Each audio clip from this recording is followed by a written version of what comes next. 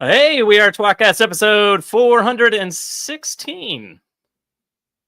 It's a lot, Jono. No, he doesn't know. Okay. All right, everyone shut the f*** up. Let's ready to record. We like to start every show by yelling, "We are tWoTcast." Can you do that with me? On the count of 1, 2, 3, go. We are tWoTcast! Now we can start. The Wheel of Time, re-read podcast, explicit in R, freaking rated. Jono's the wild card, always talking shit. Joe's the straight man, he's a total dick. Tom is still obsessed with X-Men. Previously on X-Men. We are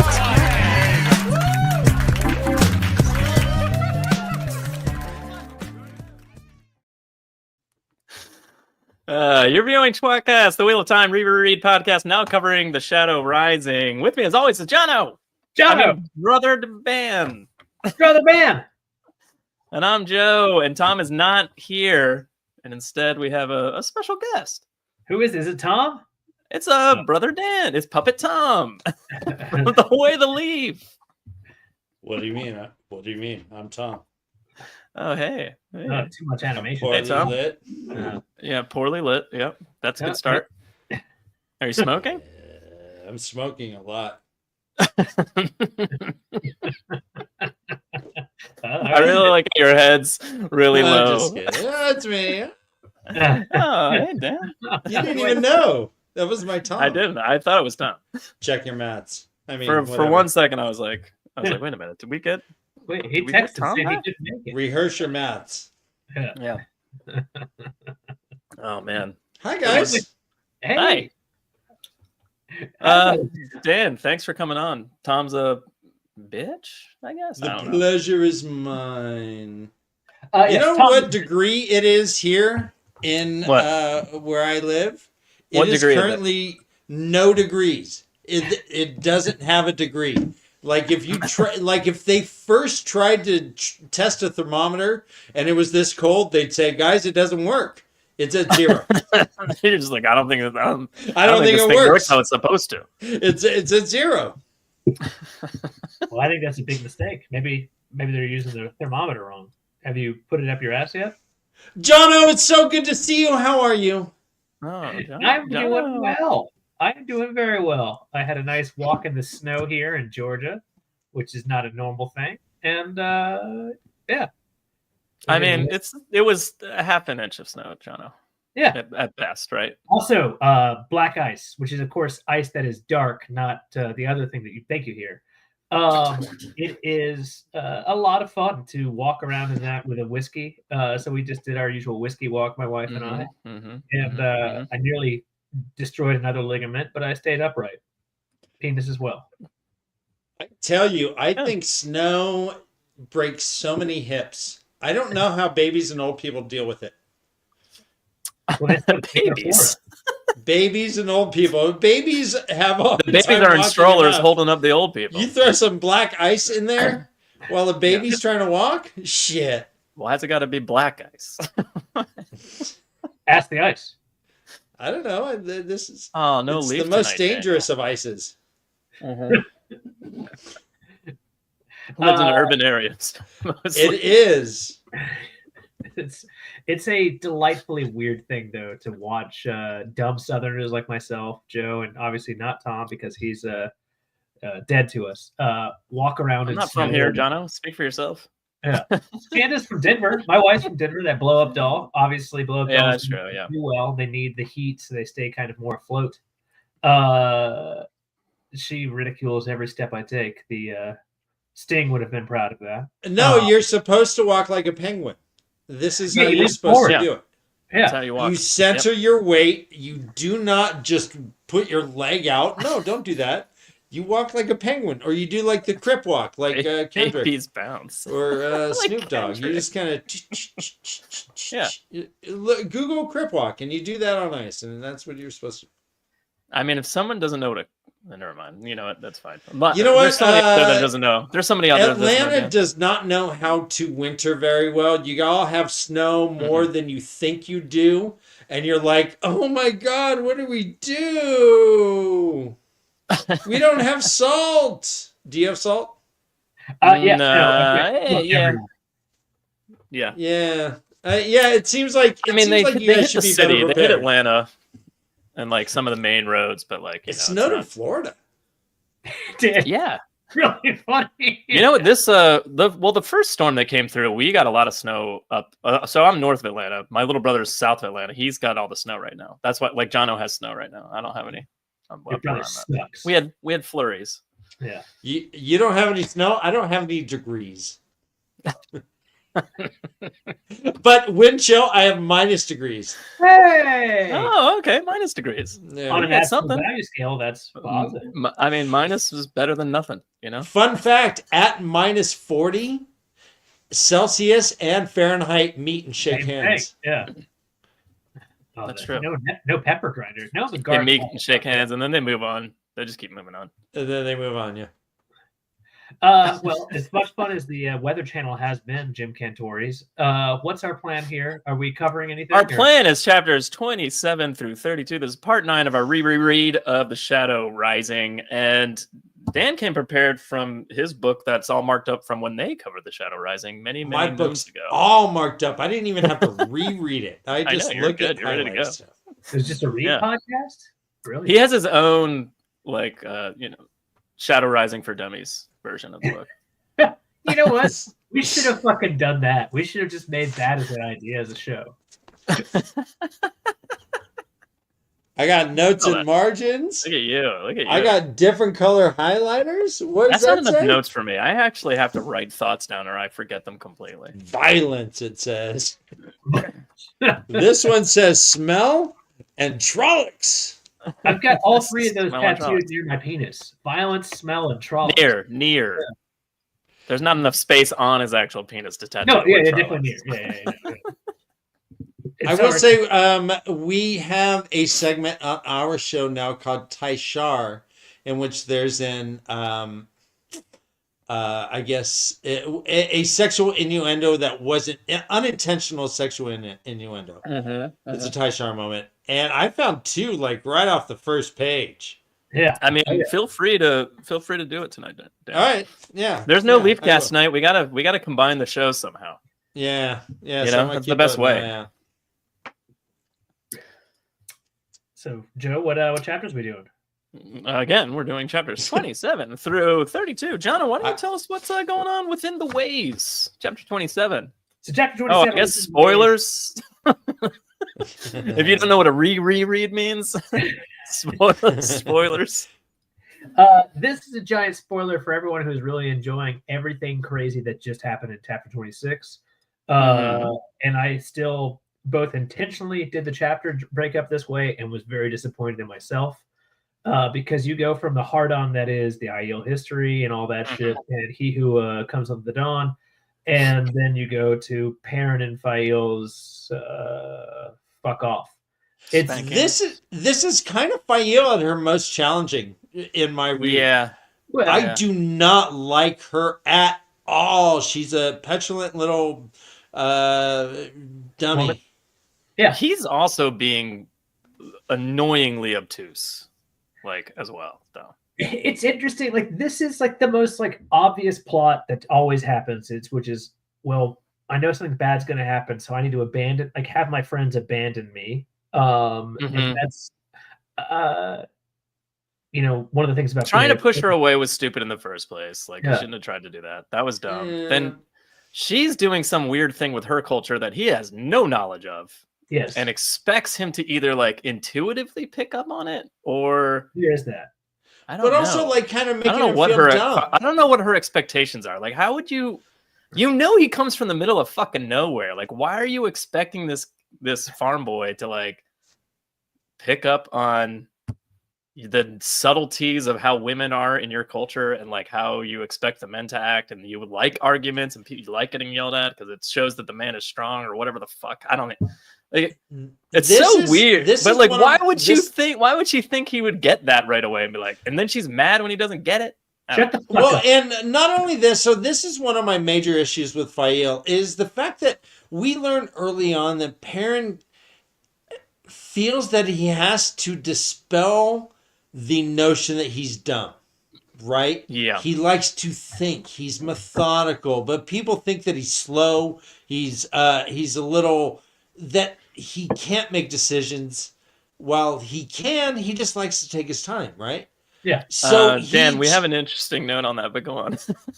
So to a certain degree, he is always, out of the three, Matt and Rand, they're like, yeah, Perrin's so dumb, right? Yeah, Perrin's so dumb. I mean, they used to totally like talk shit about how dumb Perrin was, I'm sure.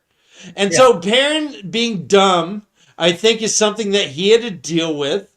And now Fael comes in and totally makes him feel dumb for just not knowing what he shouldn't even know. Mm-hmm. Yeah. I hate it. I hate it. There's an interesting point going on. Like all three dudes are about 19, 20 years old, right? They left the Two Rivers a year ago when they were kind of 18, 19. Kind of. Yeah. They're 18, and 19. Fael is younger. Or 19, 20. Yeah. Now, women do mature more quickly than men. I know it's hard to imagine someone being more mature than I. Pussy joke 69.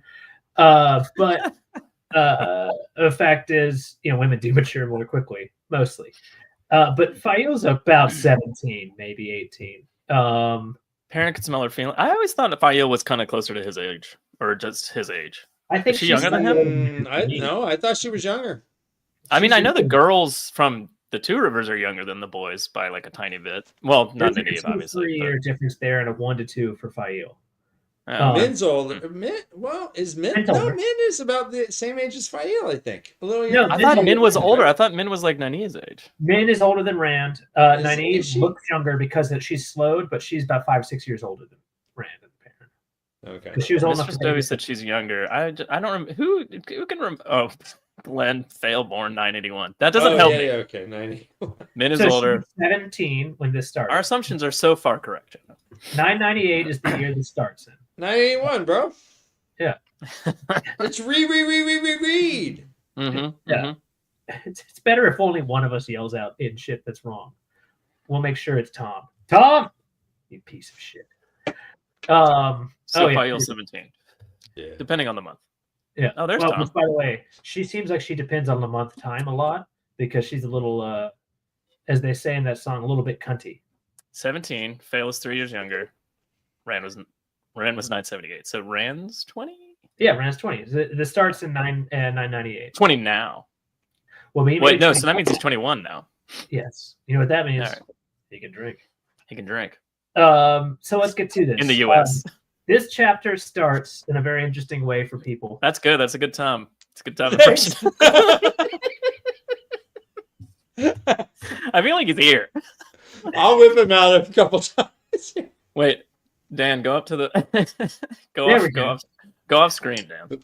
Hold on, let me turn off Completely off screen. Let's do it. Let's do it. No, just do it. Let's do move your puppet. There we go. There you go. Yeah. It's like he's here. He had to go pee already. Yeah. Oh, this is never gonna not be funny. It won't ever not be fun. All right, so here's my first two Taishars right off the bat. Oh, okay. Karen is within the ways, right? Right. Yeah. Right, first paragraph. Quote, Rim, there was no smell.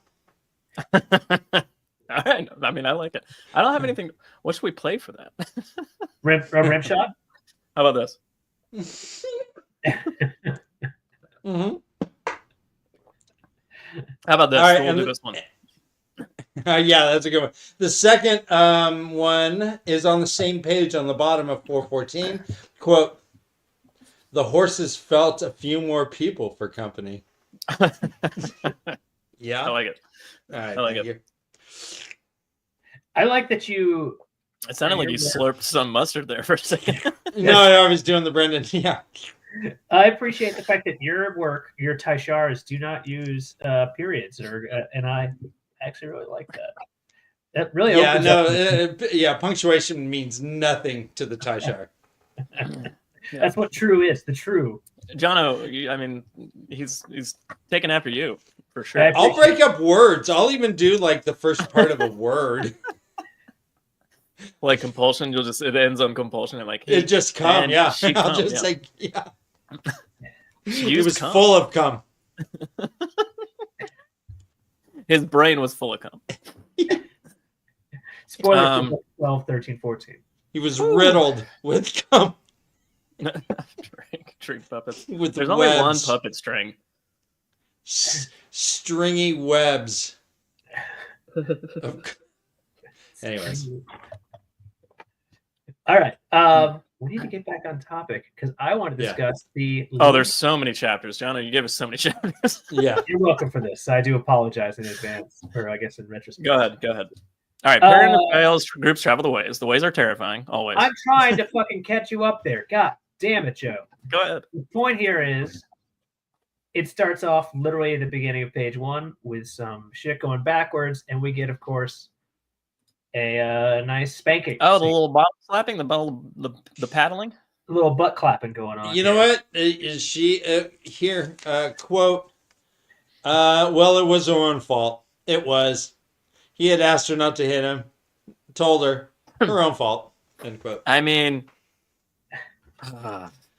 do you think Robert Jordan wrote the spanking like off screen on purpose? He didn't blatantly write. And then he bent her over the saddle and smacked her ass. Like it's a fascinating I'll thing. leave that up to their imaginations. But then she can't sit in her saddle, and obviously she's been hit by him. There's only one logical place. The unfortunate phrasing here, though. Yeah. It was her own fault. She had it coming. Oh yeah, that's bad. That is all bad, and that's the hardest to read. I mean, we can see if it were the, and I guess there was a part is tussle. that she's happy he does it because that's what she's wanting is to him to react somehow, and you're just like, what the fuck is wrong with you? It's I mean, so weird. You know he's what? not wrong. She literally does want him to do it. But as ever, if there was a podcast ready for it, it'd be amalgamation of tWoTcast and Way of Belief Yeah, This I is think the we're the first best. We're the I've best now- people to handle this way sensitive that's why- topic. Yeah, really. I Well, jerked I'm, off twice. Yeah. I'm all genders as puppet, so I can speak on such things. Yeah. We love Um, spanking in this household. Yeah. Good job, Debbie. Yeah. So many redheads. And also, So yeah, just the whole. I mean, so I've known one or two couples that were, I would call toxic, right? That had that were more like, I don't get into arguments. Like my wife and I are so freaking chill about things that like I think once or twice. I've then, seen like, you guys fight and fuck at the same time. oh yeah, when we're fucking, then yeah, I mean we're always trying to pin each other. Yeah. I mean, yeah, it's wrestling, but no, but I'm on I've the top. never, No, I've I'm never on the top. screamed this. I've never ever thought of putting a hand on her. Like all this stuff is just so outside of my realm of relationship that to me this is toxic as fuck. Like like I would, if I felt so compelled to spank someone, I would walk away. I would just walk away. I run from fights. That's what it says on my fucking thing. Mrs. W is going to give our I don't audience. know. Yeah, man. I just no. This is not. So parent here trying to justify it to me is like Harvey Weinstein or the other side of the Me Too saying, well, but. Yeah, no, for sure. That's how it feels. It's bullshit. Currently. I hate it. But it also felt that way back then too. Like that's what I'm saying. Like, yeah, It didn't bother me. it did a little bit. When I was She younger, deserved it. Like she asked for it. Like, come on, that's fairness, like she's that's hitting- rapey talk. No, it's not. It's Yeah. not rapey talk. Rapey talk will be literally rapey. We'll talk to you later in the next. Well, couple Alana, yeah, It is Alana. abusive talk, though. Yeah, it's abusive. There's no doubt about that. But also Her she- own fault. He says Yeah. twice. I mean, it was her own fault. Did you see what she was wearing, Dan? Yeah, Yeah, I That's- mean, that makes sense to me. I mean, no, that's wrong. Sorry. Court order says next Yeah. paragraph. Can't be, right? Weird. Yeah. Weird. I gotta. You know what's Well- funny? We didn't really take a lot of time talking about this. We kind of in the past. I mean, Why in our wouldn't old episode. Well, I mean, I think it was just like we were like, did he spank? He spanked her, right? It was more like it was unwritten, so we were just trying to clarify with each other, and then we're like, well, that was fucked up, and we moved on, kind of thing. But like, we didn't like take a lot of time. I think Yeah. so many things that happen here don't look the same. Technically, Oh, 30 for years sure. later. And we This were definitely looks worse now than it did then, Yeah, for sure. that's exactly right. Like I don't Yeah, want to put the mirror and pretend like I was offended by this shit when I was in 30 years ago, way too fucking old. 10. Like I don't want to fucking pretend like this really bothered me. Again, 10. well, But and I get, you know what, and I guess this is fantasy, right? So yeah, we're not stabbing people, but we're reading people stabbing people. We're not Yeah. spanking our wives, but we're reading about someone spanking their wife. I mean, you know, this is just how they handle things. I don't carry an axe. I don't spank my wife. None of this stuff I can relate to. But my this is wife fantasy. technically carries an axe, or at least She said, Dovey says, doing things to intentionally be spanked is incredibly common in the BDSM community. Again, Mr. I mean- Stovey is fucking making so many people in the audience happy. I mean, well, well, that's true. But she's also right. Yeah. Again, there's more than Dovey's never wrong. I find Is it very just, it's fascinating. phyiomasochistic, or is it Yeah. the whole of that society? It could be. I mean, like, it's an interesting No, question. she's sadist. There's so many different things. Like, I think that there's been this like bizarre Mhm. overcorrection that we all must be offended by it, and I don't have an opinion either way or another. This is going to go real well too, by the way, when this is aired for the dozen idiots who watch this shit. But I think that like we pretend to be more offended than we are because, well, we live in a. I don't think I'm offended per se. I just like, there's some questionable phrases from parents' side of things, and then No, fuck it. You know what? He's did a 19-year-old, someone. 20-year-old boy finding out his own shit. Maybe it's And if like- he's had to lay a hand or two on his woman, well, she Yeah. deserved it. yeah, he's got his red rocket going. so Dan, No, went, you know- yeah, he's got his lipstick dick going. Yeah. Why Whoa, calm down, man. So that Anyway, is oh. To the moon, Fael. One of these To the days, moon. I'm then gonna she punch you immediately- so hard. You go to the actual moon. Do you think they could do that? They technically would need to do some portal stone work. Gross. You know what the portal stones say is why I oughta, just like to the moon? Why I oughta? Yeah. Is there a portal stone on the moon? Don't Why not? make me. Give me It a says there's reason. multiple Give me a worlds. reason. Anyway, so Fael later on in current day summons him, and her response is just to see whether or not this dumb dick will do it too. So Oh, to come over to them? Yeah. Well, Loyal even goes, "That's not why. It's because we're here. Here's the marking." Right. And I was like, wow. Not only did she say that just to piss him off, but it's not actually even why she was calling him over in the first place. There was actually something to say. that's what good jokes are, though. I like that from her. This whole two camp travel is so dumb, by the way. Oh It's god. fucking Oh exhausting. damn. so The next frustrating. chapter That's starts with like the when two I'm like, camps, and I was Fael. like, two separate camps, so dumb. That's all I wrote. And Gall's like, well, I'm ride or die with you, bro. Yeah. Yeah. Guys already saved Gall's his on life. his side to an awesome degree. Like he's his best man at the wedding, right? Like Gall. Absolutely. Not Rand, not Matt, just Gall. No. Rand and Matt. Are they really friends? They're like the friends he had in high school that he doesn't really talk to anymore. Gall's Right, his He just best buddy. graduated. He's 19 or 20. Gall's his best buddy. It's like if your They've Facebook killed people together notifications- right away. That's it's a like bond. it's like every time you thought of them, you got a Facebook notification of what they were doing. Yeah. That's what they have. They're just like Yeah, he's forced friends with Matt and Oh, Matt and technically, Rand. he gets a Facebook notification of what Matt and Rand do later on in the series. I mean, he does, yeah. Oh no, Matt and Egwene. I mean, Rand and Egwene. Every time he sees colors, like, oh, Facebook notifications. Here's what they're doing. Suddenly there's Trollocs. Yeah, By the Trollocs way, attack. Stupidest, like, are they just there serendipitously? Are they just hanging out by the fucking Waygate? I assume it's they're on their way to school in general, but apparently they're blinded by the light. Great song, and so are terrible at everything and get fucking murdered. Like, By the way, Jono, 10 years ago, we said something along the lines of, what if there was like one smart Trolloc that just like waited for his eyes to adjust and then went into attack? His all too human eyes? Like, why not? Yeah. Just hold on a second. Don't Just run wait. into the light. Just wait a second. really dumb. And it said very likely the only reason they were still alive and the Trollocs dead was that abrupt entry from darkness to light. Yeah. By the way, like, I disagree So- with that. Perrin and Gaul and Bane and Shayad, like, come on. so can They're Trollocs just- see perfectly in the darkness like that? No, I mean, they've got people eyes. They say They it all got the time. people eyes, right?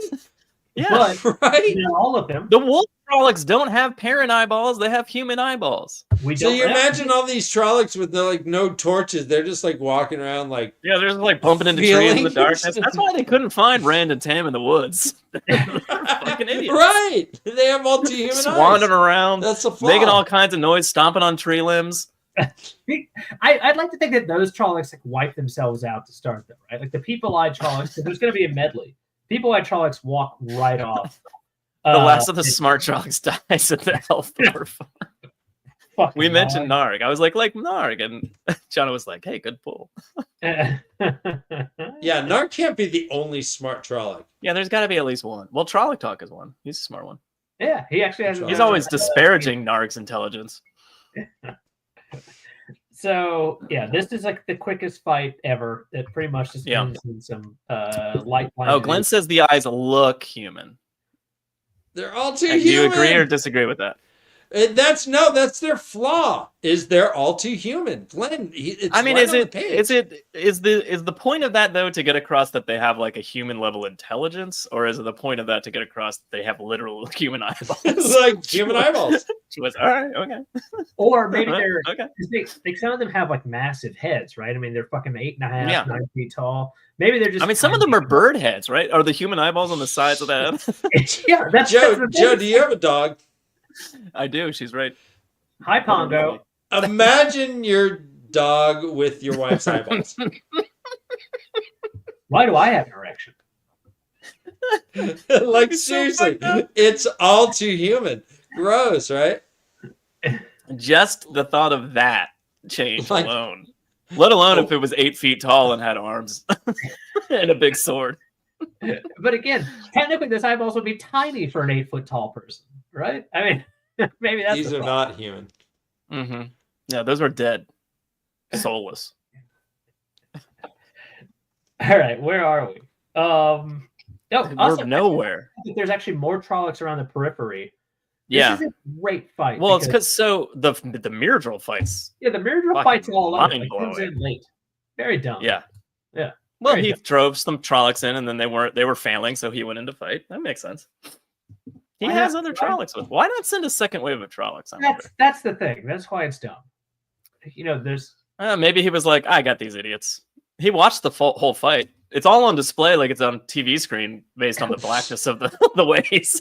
we've made this dumb joke about the fact that like no Parent one even holds his lantern up because he's afraid of fighting the Trollocs in the dark. So he holds his pole lantern up or whatever. So like, you know, the Myrddraal's Does just like Loyal oh, fight? Loyal breaks the lantern and uses the pole as like a quarterstaff, but Perrin describes it as a switch in his yeah, hands because it's too so big. small compared to him. Hmm. But the So thing Loyal is, fights. we've made this joke a dozen times here that like, you know, why didn't the smart ones come like wait and adjust their eyes? Yeah, yeah. Fuck, people are. There's another dozen of them. Oh, around the that's true. periphery. But then they hold back because Perrin crushes that Fade's head in with his hammer, and I fucking love that. Like it's that so good. feels like it's got a visceral thump when he does it. When you're reading it, Goddamn. it's- Well, it says the head's almost gone too. Yeah. Like the way he described, because like it's almost dead and it's thrashing around, and he's like, it almost has no head left or something like that. And I was just like, God damn!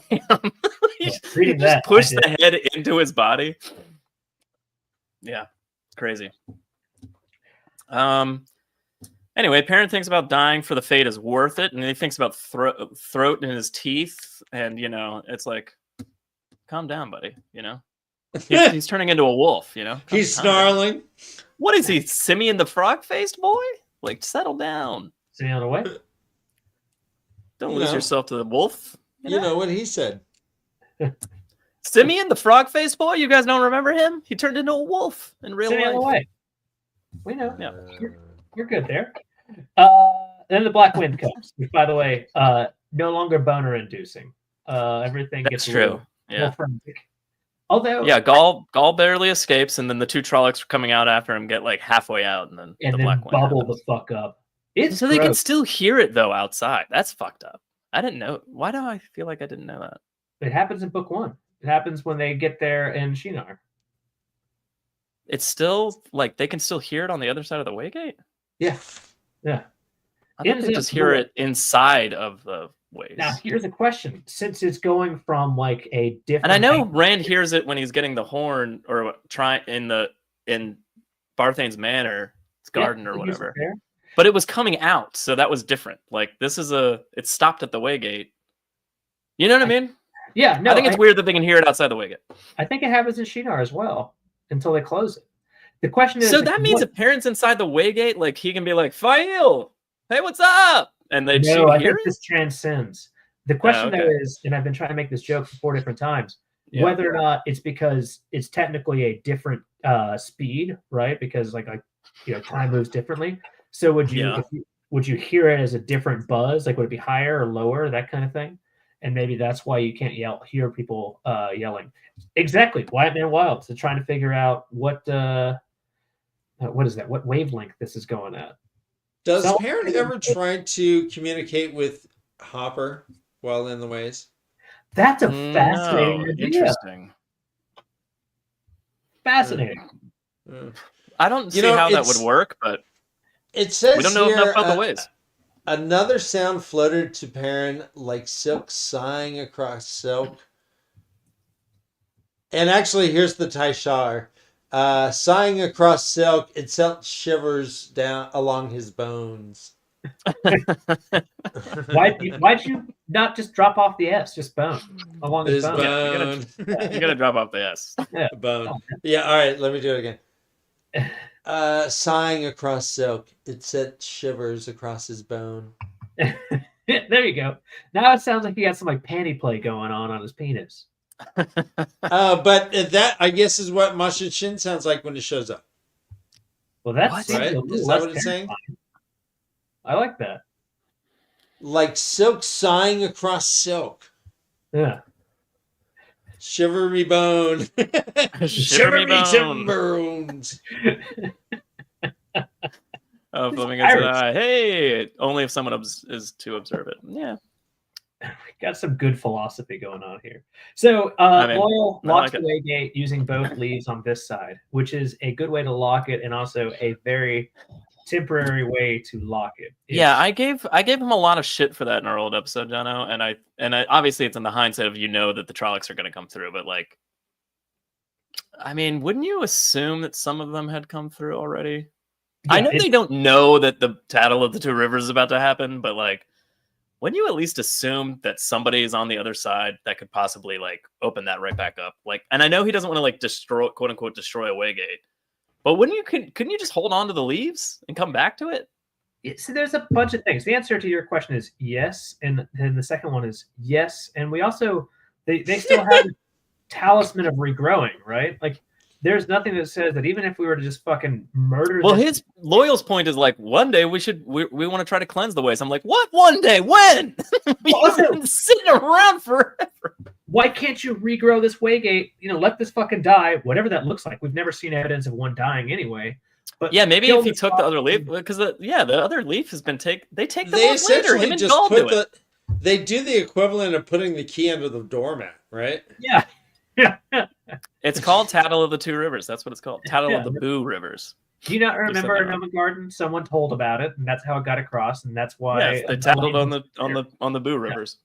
Yeah. I understand, Loyal. That would take a lot of fortitude to destroy something. But he's not destroying it, right? You're just taking the key to a door that you can come back to later and put it back right back. It said it says, quote, I could have locked it forever by not replacing the leaves, but I will not ruin a gateway, Perrin. We grew the ways intended, and perhaps they can be cleansed. So if he walked away, I cannot ruin a waygate. Yeah. We don't. Yeah. So the point is, we don't know. I mean, based on what Loyal's saying, I'm assuming he knows what he's talking about. By taking the leaf away, it would lock it forever. But again, right? Why can't you just regrow that gate? Because they have the talisman of growing. That's right. Like up until only 1,000 years ago. Can we just call it the Cialis? Yeah, he's got the talisman. He's got the Cialis. 400 to 600 years. By the way, if it lasts longer. Uh-oh. But like, again. I'm an Ogier doctor. Yeah, what's an Ogier doctor do? That's quite the waygate. Ogier doctor, holy shit! That should be a Jordan Cotton costume. I have no idea what it's going to be. Without the key, it would die. What does that mean? Die, wither, and fall away, turn into real leaves and crumble. So, like, what does that mean? How much time do they have? Is it a Blockbuster VHS rental, and you have to get back there in 3 days? Like, what's the time span? That's all I'm saying. We don't know. You can figure it out. That's all I'm saying. Question for test a little bit. Is it similar to wrapping a rubber band around some testicles that after a few days they just rot off and fall? Yes. Ogier doctor? Ogier doctor? He doesn't know. He doesn't have an answer for you. I'm consulting. He's consulting the internet. It's wiki. Yeah, it's a large tree. Too hasty. Get back to me in 2 weeks. I'm now all in on Ogier doctor as a fucking. All right, Parent spots Slayer shooting a hawk, and then Ravens kill another one from where the arrow came from, and then he seeks out the wolves, and none are there. And he goes, well, maybe they're more than a mile away because I feel like that's a limitation. And then he goes, maybe it's worse in the mountains. I just like he's kind of theorizing about the long distance telephone calls between the wolves. Are like maybe the mountains are in the way of my signal. he's going like this with his wolf dream with his wolf communications. Yeah, I kind of more imagine it like when you're driving through the middle of Montana and can't get any FM radio. It's just all. Yeah, he's got. Oh yeah, there you go. And you're like, I mean, thumbing through, you know. Yeah. And then the one you get is like the Christian radio wolf. You're like, that and the country radio wolf. Yeah, he should You're definitely. Like, I don't want to switch listen it. to either, you guys. Yeah. That does seem like a joke. Thank you. Yeah. Yeah, I mean, they've got you. Ain't a They lot. got you. They got you good.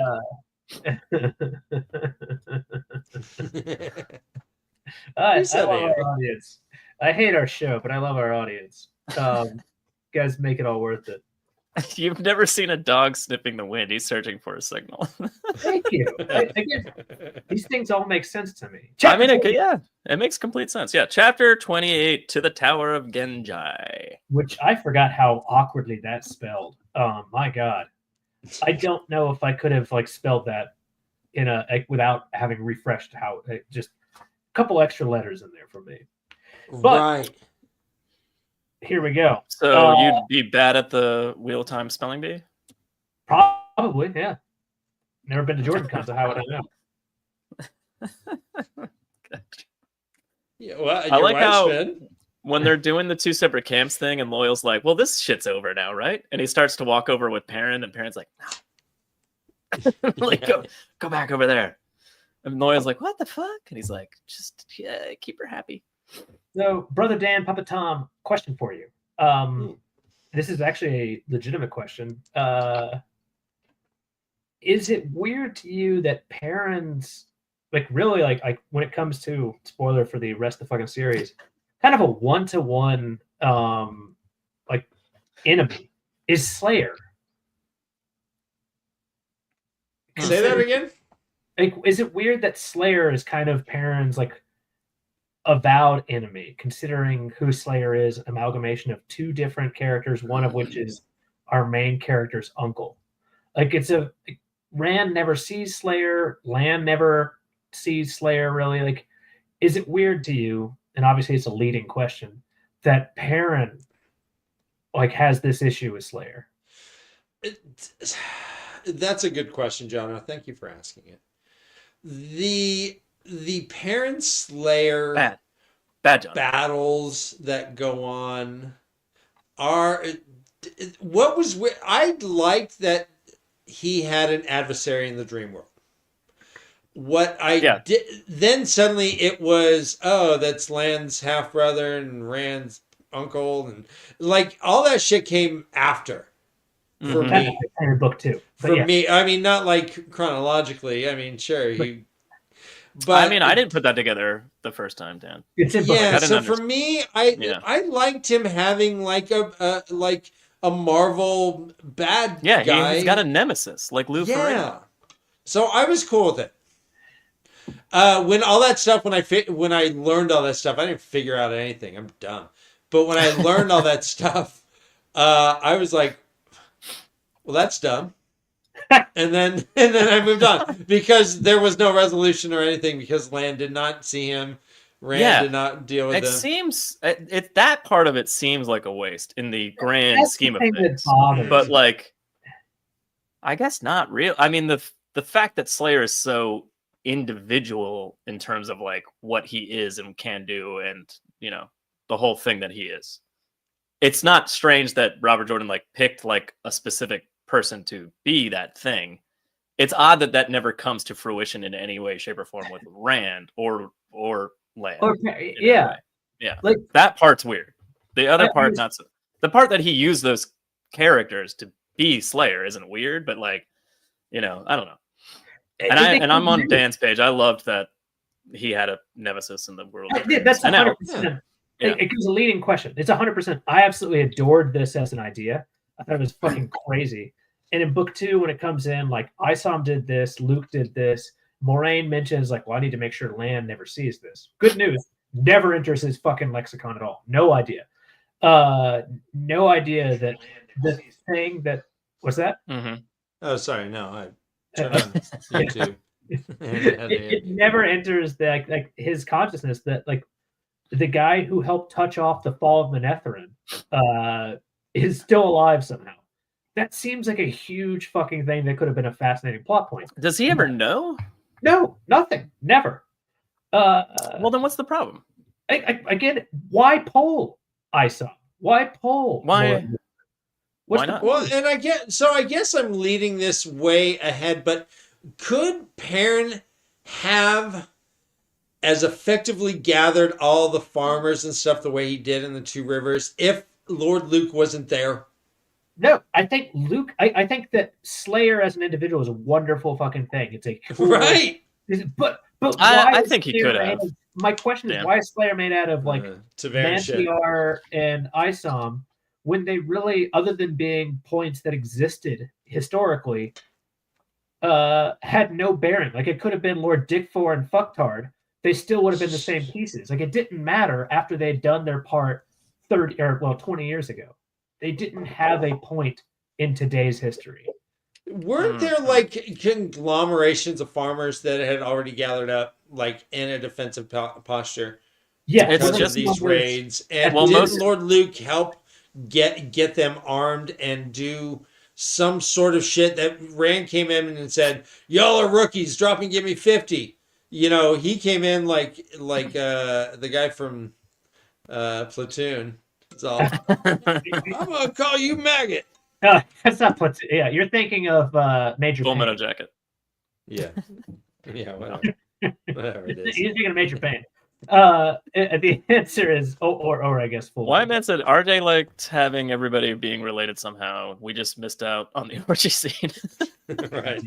I would like. I've sent some messages to Maria because she's there like all the time, and she won't send us that. It's very upsetting. Lord Luke was trying to, yeah, come on, Maria. Lord Luke was trying to divide them up into bite-sized groups for the Trollocs. I mean, he was, yeah, for sure. It's a false sense of confidence, to your point, Yeah. Papa Tom. Like that's what he does, and that's in chapter 32, which we'll get to. Is like kind of creating these like, defensible structures that as soon as he's ready, just get burned the fuck down. It just doesn't happen. Anyway, so that was a massive digression, and that's Joe's Right, fault. right. Well, pitchforks aren't a good defense against Trollocs. We learned that. Noman Garnet said it was the kids on the roofs with bows made them feel like they were doing something, but it actually wouldn't have helped. I mean, that's 100%. pretty true. Well, I mean, it would have helped a little. But if he didn't come around and do that, they would have just been what? Fucking sheep. No. Well, like, Wood. why is Lord Luke at that farm? Well, Well, that's actually again, the next Again, chapter. we'll get to that's chapter 32. That's chapter All 32. right, all right. But I right. disagree with you. I think that all right. half of them would have gone to Emmons Field and all that. That's the point. Anyway, So he goes into the wolf dream, and that's when he spots Slayer, and that's where this whole thing came up. Jono, and also to Dan's earlier point, we're doing this day in tWoTcast history, boys. It's Perrin. Is he slow or not?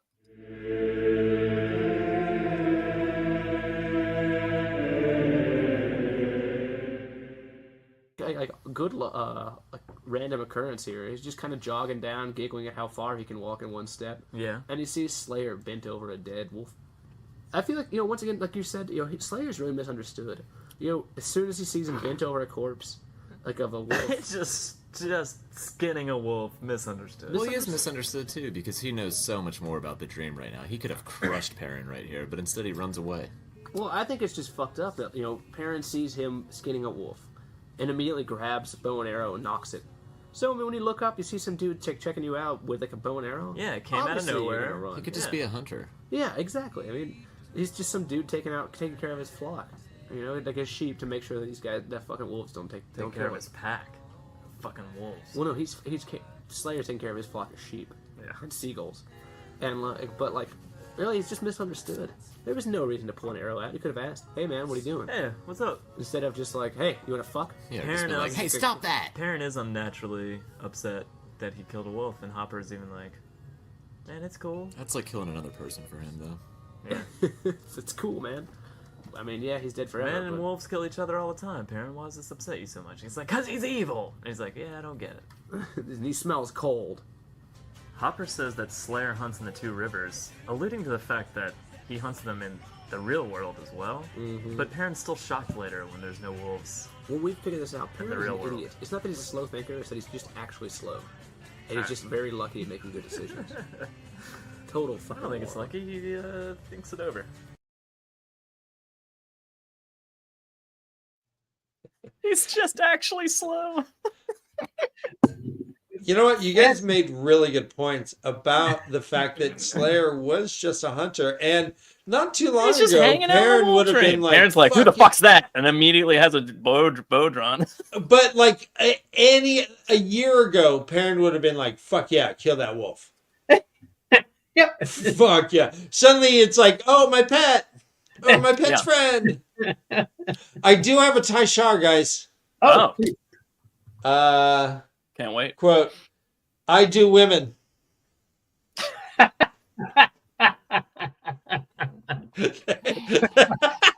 Thank you, Encino Man. Aram Sino, man. Aaron, Come on, Dan. Come on, Dan. Yeah. Yeah. Yeah. Perrin That's a thinks good- it over for a year. Yeah. I do women. Is it cheating on Vale if he's fucking a wolf in the wolf dream? For Perrin, it would be. Yeah. Yeah. Maybe not for Simeon the frog-faced boy. But he wasn't married. Anyway, spots Slayer, chases after him. I said so- We don't know that about Simeon. Tom thinks it's so fucking stupid that like Perrin chases after Slayer, and he's like, it's like Slayer's like so much more powerful in the World of Dreams kind of thing. And I was like, yeah, but he's baiting him into a trap. Like he knows what he's doing. Like he's not just like, do you think really he's just jumping far enough to? And then he's like, oh, he can just barely see me. Like he's doing it on purpose. And then he takes him to Tower Genji. He's like, did I go inside? We don't know. You know, kind of thing. Like I don't know. I think it's purely baiting him. Couple questions for you. First of all, Yeah. Do you think the Slayer has ever been inside the tower, Genji? I don't know. I don't know. Did he go inside? We don't know. So I actually went back. I think if anyone could go in and get back out, I think it'd be him. Yeah, he's got ass. I think he was baiting Perrin into a trap and like took him there on purpose to be like, you know, and then he like zipped all the way to Tarvalon or something, you know, like he's just gone, you know, kind of thing. And just like Perrin will think I went inside. If he somehow gets in there, he's fucked. Like not knowing who it is per se, but you know. Puppet Tom, do you want to go? Like, I'd be interested in your opinion. I also have an opinion, but I don't need to go first. On the Tower Genji question I posed? Yeah. I'd like to think he did. I like, to me, he is, he's like the cosmic warrior. The dude has done ayahuasca. He has been to the other side and talked to elves and been back. Let me ask you,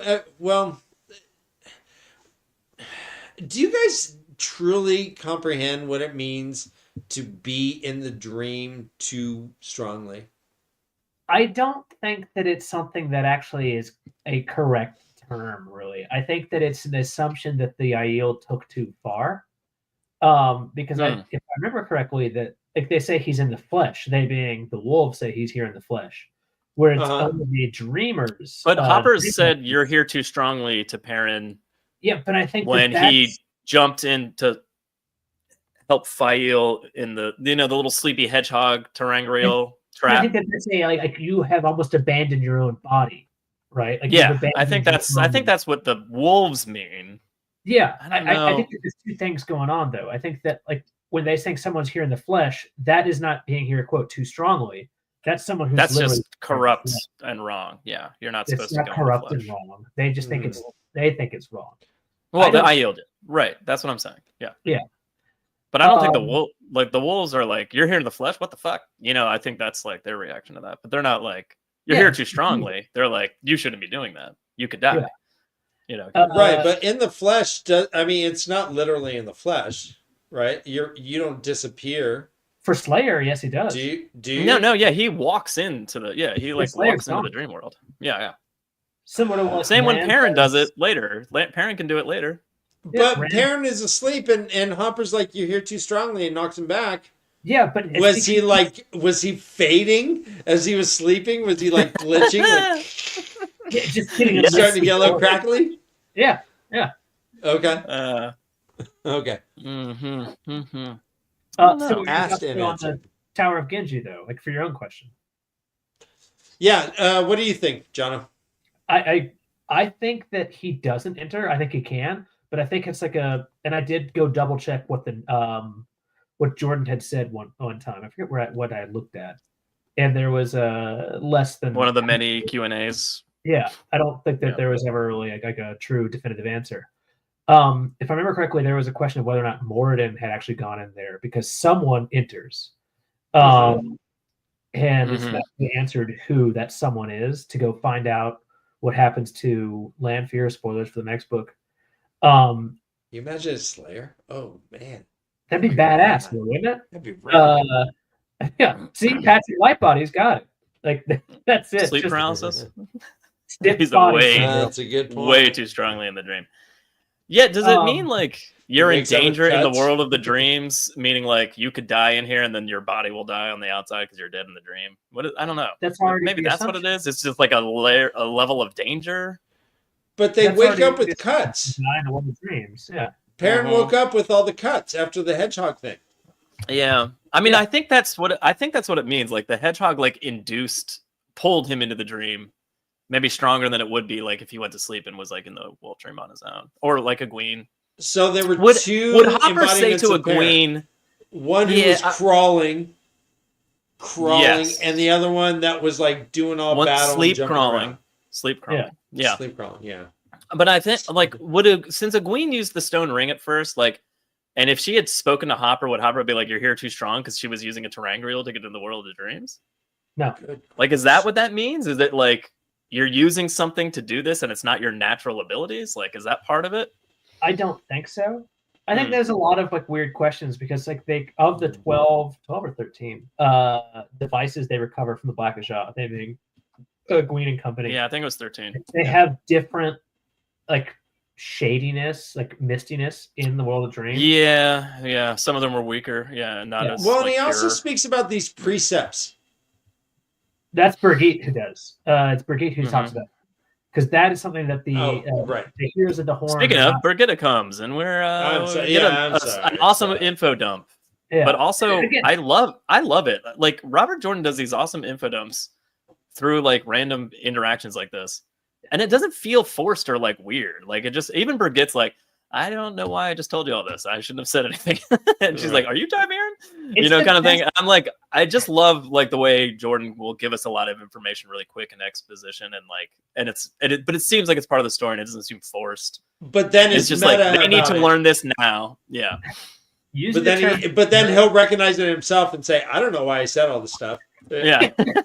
They're like, this is too much exposition. I need to get myself Yeah, out of what here are you, somehow. Tiberian? Yeah. Yeah, the term Taviran, what is that? It's convention. Is that a MacGuffin or a Chekhov's gun? Whatever the fuck the term technically is, like it's like the most perfect. Just like I invented the thing by just Mhm. using this term that makes every This exposition. Deus Ex Machina. Yeah, Deus Ex Machina. Thank you. Yeah, Yeah. A good machine. Thanks God. Like that, like perfectly, like encapsulates. Well, this all makes sense now. I made this all work.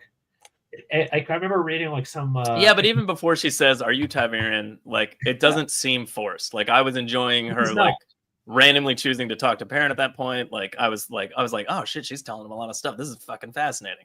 I wasn't like, oh, info dump. God, this is the weakest episode because she's just blathering on. You know, like I don't. You know, you don't feel that way.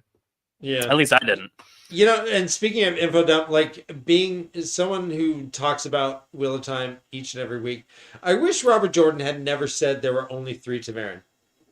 I wish he had not said it was just the boys. You mean like in And- interviews? Yeah, And yeah. just shut down all conversation because this could be a mystery that we could talk about for years. Oh Every yeah. time someone like looks shocked that they say something, It is nice can be, having a definitive "Whoa." answer on one hand, but I completely understand what you're talking about. Like I would absolutely put Egwene in Taviran camp. Of all the main characters, like she's up there. More than Nynaeve, more than Elaine. More than Nynaeve, more than Elaine, yeah. Yeah, I don't disagree with you. She truly carves her own path and has her own path. That is as important as Perrin, Mat, and Rand, for sure. Yeah. You know, like and eliminate the talent of seeing Taviran. I'm not saying Nynaeve isn't like important. What? Yeah, sure, it's as important. As Rand? All of the White Tower stuff? Yeah, she's integral in the last. She's as integral in the last battle as Matt is. Egwene is totally important. I don't know. Close. Oh my god. As Perrin, yeah, I'll give that easily.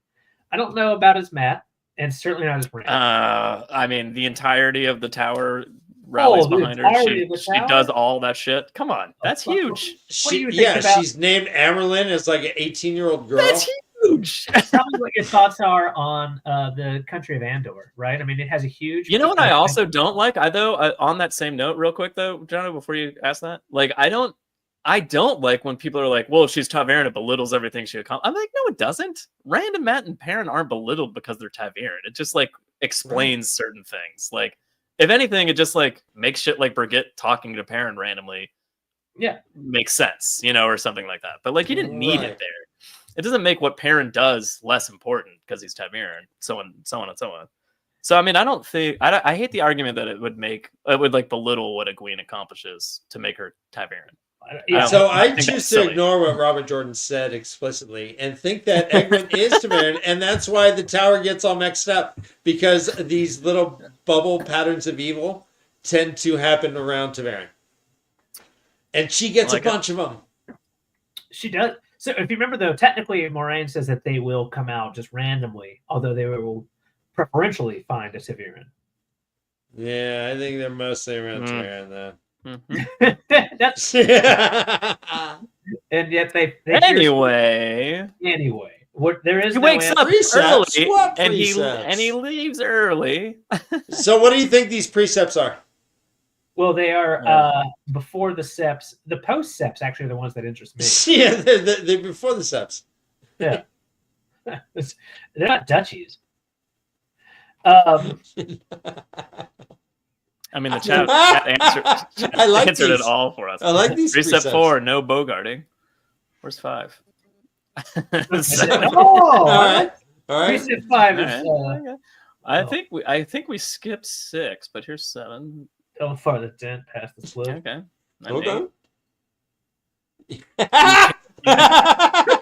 All right. You can make a bong out of that. I'm down. You should be able to watch a little bit of porn at work. All right, he wakes up and he and Gaul go off early to turn himself in so he can get hung. You know, like he likes to get hung. I'd forgotten it took so long, by the way. So it's 3 days to get out of the mountains into. Yeah. I'd forgotten it takes that long, which makes sense, right? Because obviously where they are is so fucking far away. This is where Manetheren. Yeah, it's like old Manetheren. Yeah. Yeah.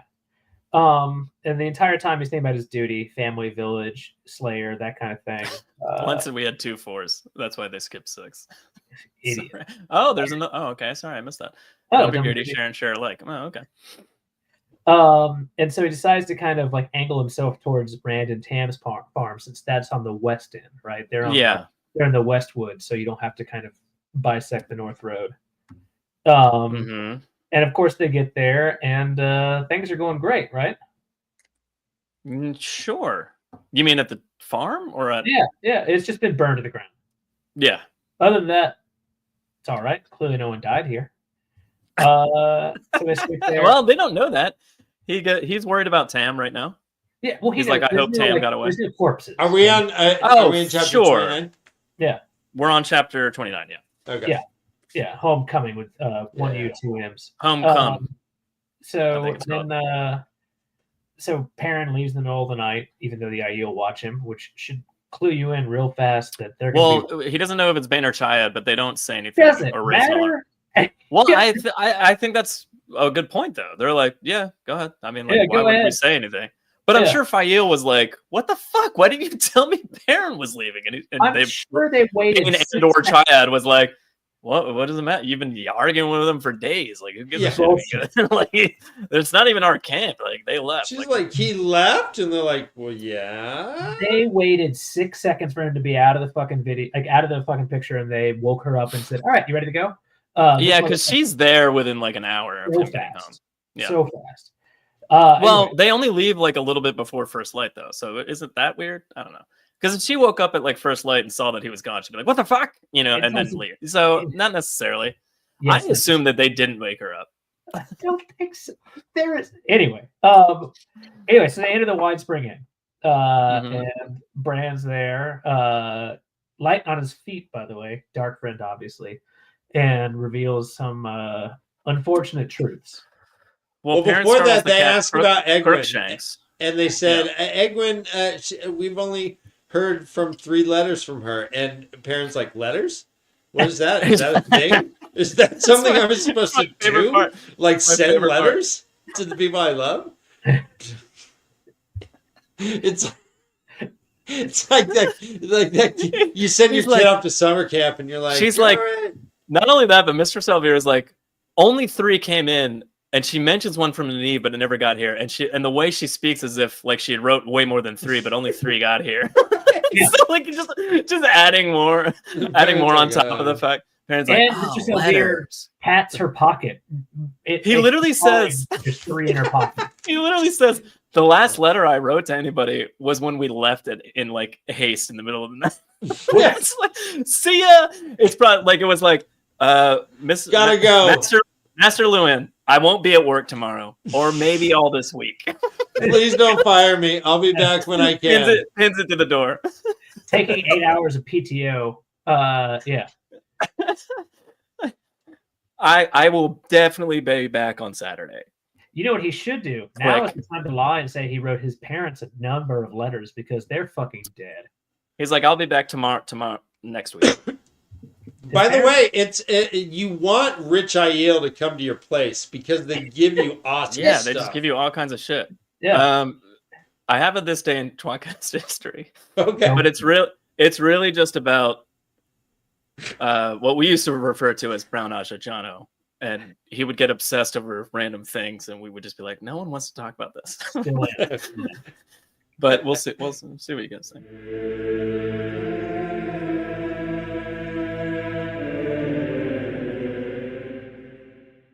We also say that Egwene's at least given letters. She's the only one that's apparently thoughtful for the rest of her family. Yeah, seriously. Of course, Parents that's like, the oh shit. The only person with time on her hand, really. but- Yeah, there is that. I mean, when Parents been on the road the entire time. He's had some breaks. What? Where? Shinar. Fucking Shinar? Yeah, he had a break there. He had a break when he was hanging Here. out in the mountains in Yeah, but they're not exactly around a post office. He just had a few weeks. He just had a few weeks off. I in gotta Tyr. go get some stamps. That's why you pay a messenger.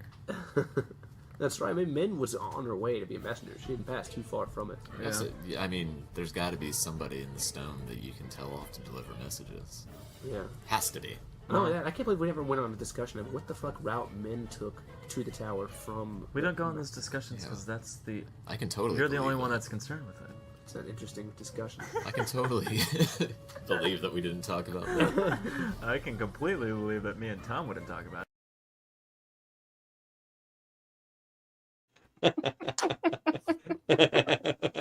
It's a giant question in my mind. Like, did she end up going? What route did she take? Yeah, which way? Did she go northeast? Go end up in Barrelon? Oh my god, I love your obsession with maps still to this day. You're just Did like, she but go what? southeast? But did you It's pretty go? much- Yeah. It's got to be towards the Barrelon route, right? In which case, I mean, Ways stop- no over here. Yeah, I know. I'm fascinated, right? Let's talk about it. I don't know. Watch out on the Queens Road. There's an accident. I've never ahead. written a letter in my life. What You're about on the an quickest email? route. You're on the quickest route. There's also one that I love to death when I think it's very beginning of, I think it's book 3 or something. I don't know. But the wind takes a path and Jono's like, how can it blow east across the Caroline grass? It doesn't make any sense. The Caroline grass is never here. And I'm just like, just let it go. Jono, fucking adorable, and I love it. It is, I believe, it's this book, and we already did this just a couple months ago. No, the wind doesn't travel in this book. Yes, it does. It travels in every book. Oh yeah, that's right. There's just no prologue. That's all. In one age Chapter called 1, the wind travels. Yeah. A wind rose. Oh, on so the it was great- this book. It's this book. A wind rose on the great plain called the Caroline Grass. North and west, the wind blew from early sun over endless miles. Across the river Lewin, past Dragon Mount. Dragon Mount. southeast. North and west Yes. from the Caroline Grass? Yeah. Yeah. Preposterous. That's not where Dragon Mount is. Dragon Mount is east and south. Yeah. Huh. Unless you're saying it was a northwesterly wind, in which case you wouldn't have said it then. Yeah. And yes, Beej is 100% correct. The map of Tarvalon got me everything I needed to know to get a wife. I also married someone who looks like a giant map. It's true. All maps look like dicks. Yeah. Anyway. Feels like papyrus. Love her very much. All right, the Althor farm's burned. Alviers are at the wine spring inn. Yeah. His family's gone. There's a horrible discussion about. He's like, "Oh, they're gone." He's like, "Oh, but where'd they go? Because I can help them. I can help my uncle and dad start the farm up again." And he's like, "No, I've been gone. Like I buried the bodies myself." Well, and you see what the Alviers are. He's like, yeah, I killed some white cloaks. They called me a dark friend. He's like, well, we better hide you, boy. Yeah. They're not like, oh, well, justice should be served. They're like, well. The second they see him, they're like, get the fuck out of here. What are you doing here? What the? I mean, their second concern is Egwene with you? And he's like, no, she's safe. And then he's like, and Rand and Perrin or Rand and Matt aren't there either. And they're like, good. Now they get the fuck out. Like, yeah. I'll make you a nice breakfast in a basket. And we'll say. And Perrin's like, yeah, that's cool. I'm gonna go to my farm. I'm gonna go say hi to all my family, my sisters, Yeah, and he's like, oh, my yeah, aunts, my uncles, they're my gone already. nephews, my nieces, my cousins. No, they're gone already. My grandparents. Nope, they're gone also. Wait, yeah. All of them? Yeah, every single one. They're all gone. Now here's 4 figures of brandy. I don't usually, and I love how he pours Perrin like a big drink before he tells him, and Perrin even notes like, this is a lot of brandy. Like, most people take like a finger of brandy. Like it's like a full cup of brandy. Can I give you a relatable story? When I found out that my wife was pregnant with twins, she had gone to the optometrist knew right away. By herself. She did not think she was pregnant. We had a 9-month-old at the time. So she went for a checkup, came back, and then I was sitting on the porch watching the kids, and she poured me a big shot of Jameson. Mustard. And she said, do this. Yeah. And then I'm going to pour you another. Oh. And I said, Did all you right. do that in China? And I did the shot, and she gave me the sonar card or whatever. And she's all, here, sonar. Sonogram. And this was 20 years ago. It didn't have features now. Your wife's optometrist is just in a submarine inside of her vagina. That's kind of what it looked like. It was like, is it tiny space Lucerne? I was dropping depth charges. Apparently. And then she came out with the other one. You kind of look like your tapestry behind you kind of looks like a radar. Yeah. The light bulb against it. Yeah, I mean it looks like you're sinking another battleship right now. And then she gave me the other one, and then she pointed to the sonogram. She's like, all right, so that's first one is there, and the second one is there. And you're like, oh shit. And I said, oh, that's why I understand why you gave me. And actually, I went and laid down in the grass and covered my eyes for a minute because the world was spinning. It was big news. It was. And then she came out and was like, the rest of your family's dead. And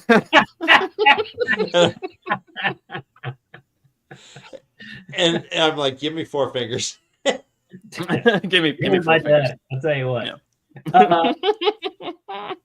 Hey, Druther Brand, can you give me 4 fingers? I absolutely can. Also, I'll see you in 3 months to do it in person. I booked my flight. Oh, fuck. Hey. Yeah. We're Yeah. talking about Jordan Con. Everyone come to Jordan Con and hang out with us. No, we were talking about him coming to my house to have sex. Oh, that's Yeah, yeah, yeah. well, yeah, that's gonna happen. Interestingly, I don't live far No, from I booked my flight for this weekend. John, I'll be there. Oh. Yeah. You know who'd be real happy? Me. What? I would You? be. Wait. Me too. Yeah, fuck yeah. I'm just kidding. So a couple things of note. First off, congratulations on having a child again. I know that was not recent, but again. Oh, yeah. Yeah, what numbers I'm were killing those it. twins? 4 and 5. 4 and 5. Yeah. Killing it. Yeah. Yeah. Shit, man. Dan, my wife got your Christmas card, and you sent us one from last year too. Yeah, because we didn't send them out last year. We ordered them and didn't send But them. she goes, "How many kids does Dan have?" So many. She's like, "Are these siblings, or is this like friends?" Or I was like, "No, I'm pretty sure those are all his." There were kids and like significant others of kids Yeah. and pets But still. and stuff. Yeah. Yeah. Nolan Garnet says a good thing. All right. Perrin tells them about the White Cloaks he killed in Remen. Does he say that though? He just says I killed White Cloaks, right? Does he say Remen?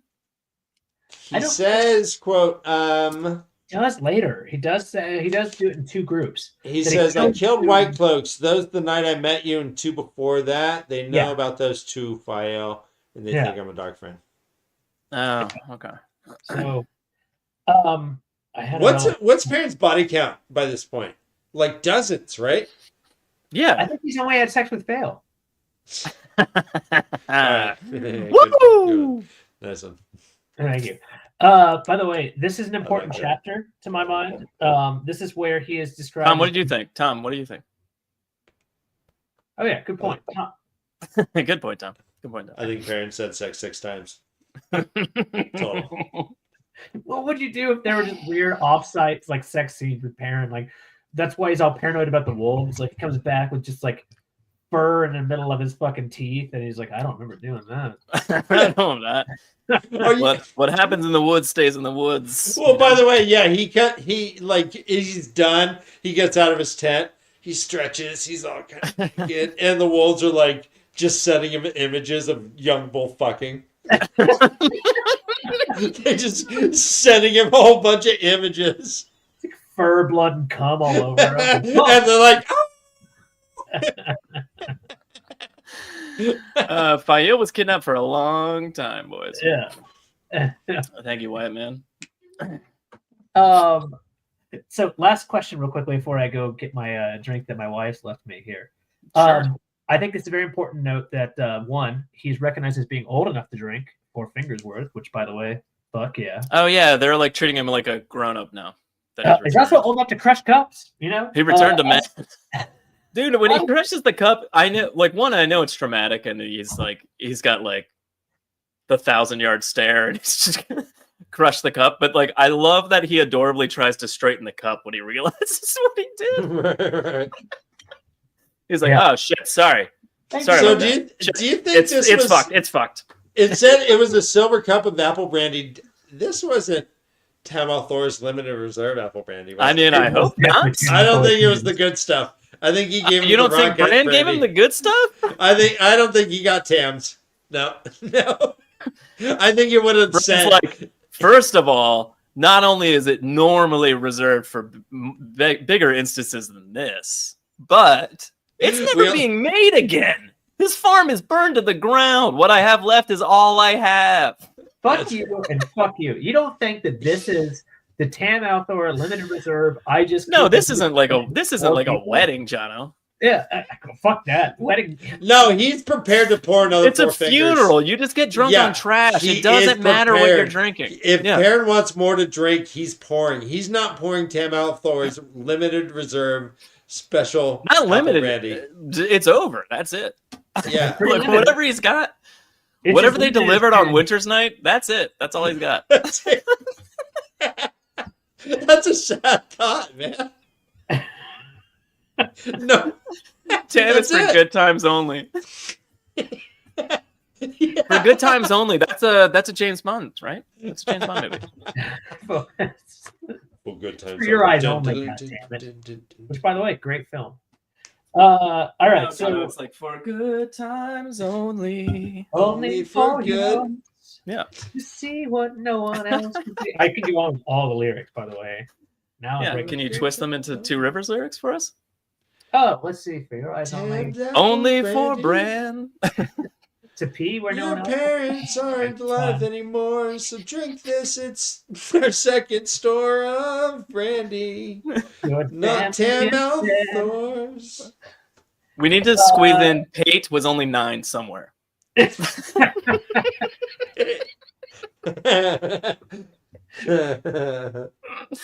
right, sorry. All right, anyway, so ends up there's Trollocs in the countryside, hooray, and the White Cloaks are out there, and Daisy Congar is the wisdom. Tam and Abel are on the run. The Fane's here under a different name, and all the Cothans are captive and welcome home. It's a fucking yeah. nightmare. Yeah. It's Anyway. it's a nightmare, but at the same time, it's not as bad as Nynaeve's archway dreaming. I don't know about that. What Is it? It's worse. Is it worse? In her nightmare, all that's happening is there's one crazy wisdom who's poisoning Killing everyone. Like a Poisoning serial killer. all you do, serial killer. What's worse? One serial killer or bloodthirsty 9-foot human? One serial killer, and it's the doctor, and it's the only doctor that you go to if you're sick, and they're all dying. You don't go to that doctor. You just don't have a doctor. They can't. They don't have the choice. If only the being Yellows would poisoned by open up a fucking hospital nearby. Right. Just a clinic. Just like an emergency Just a little care. clinic. Urgent Yeah. care, yeah. Even if it was up in Terran Ferry, they'd go. So anyway, Perrin cries like a pussy, and that's the end of the chapter. Can I give you a quote from Tom? Perrin cries like a pussy. No. Perrin cries all the way into chapter 30. What a baby. I was close. I love just Perrin cries into the next chapter. It's my favorite thing he said on that whole podcast. Ty Shar. Oh shit. Quote. He wanted to stop, but the more she whispered.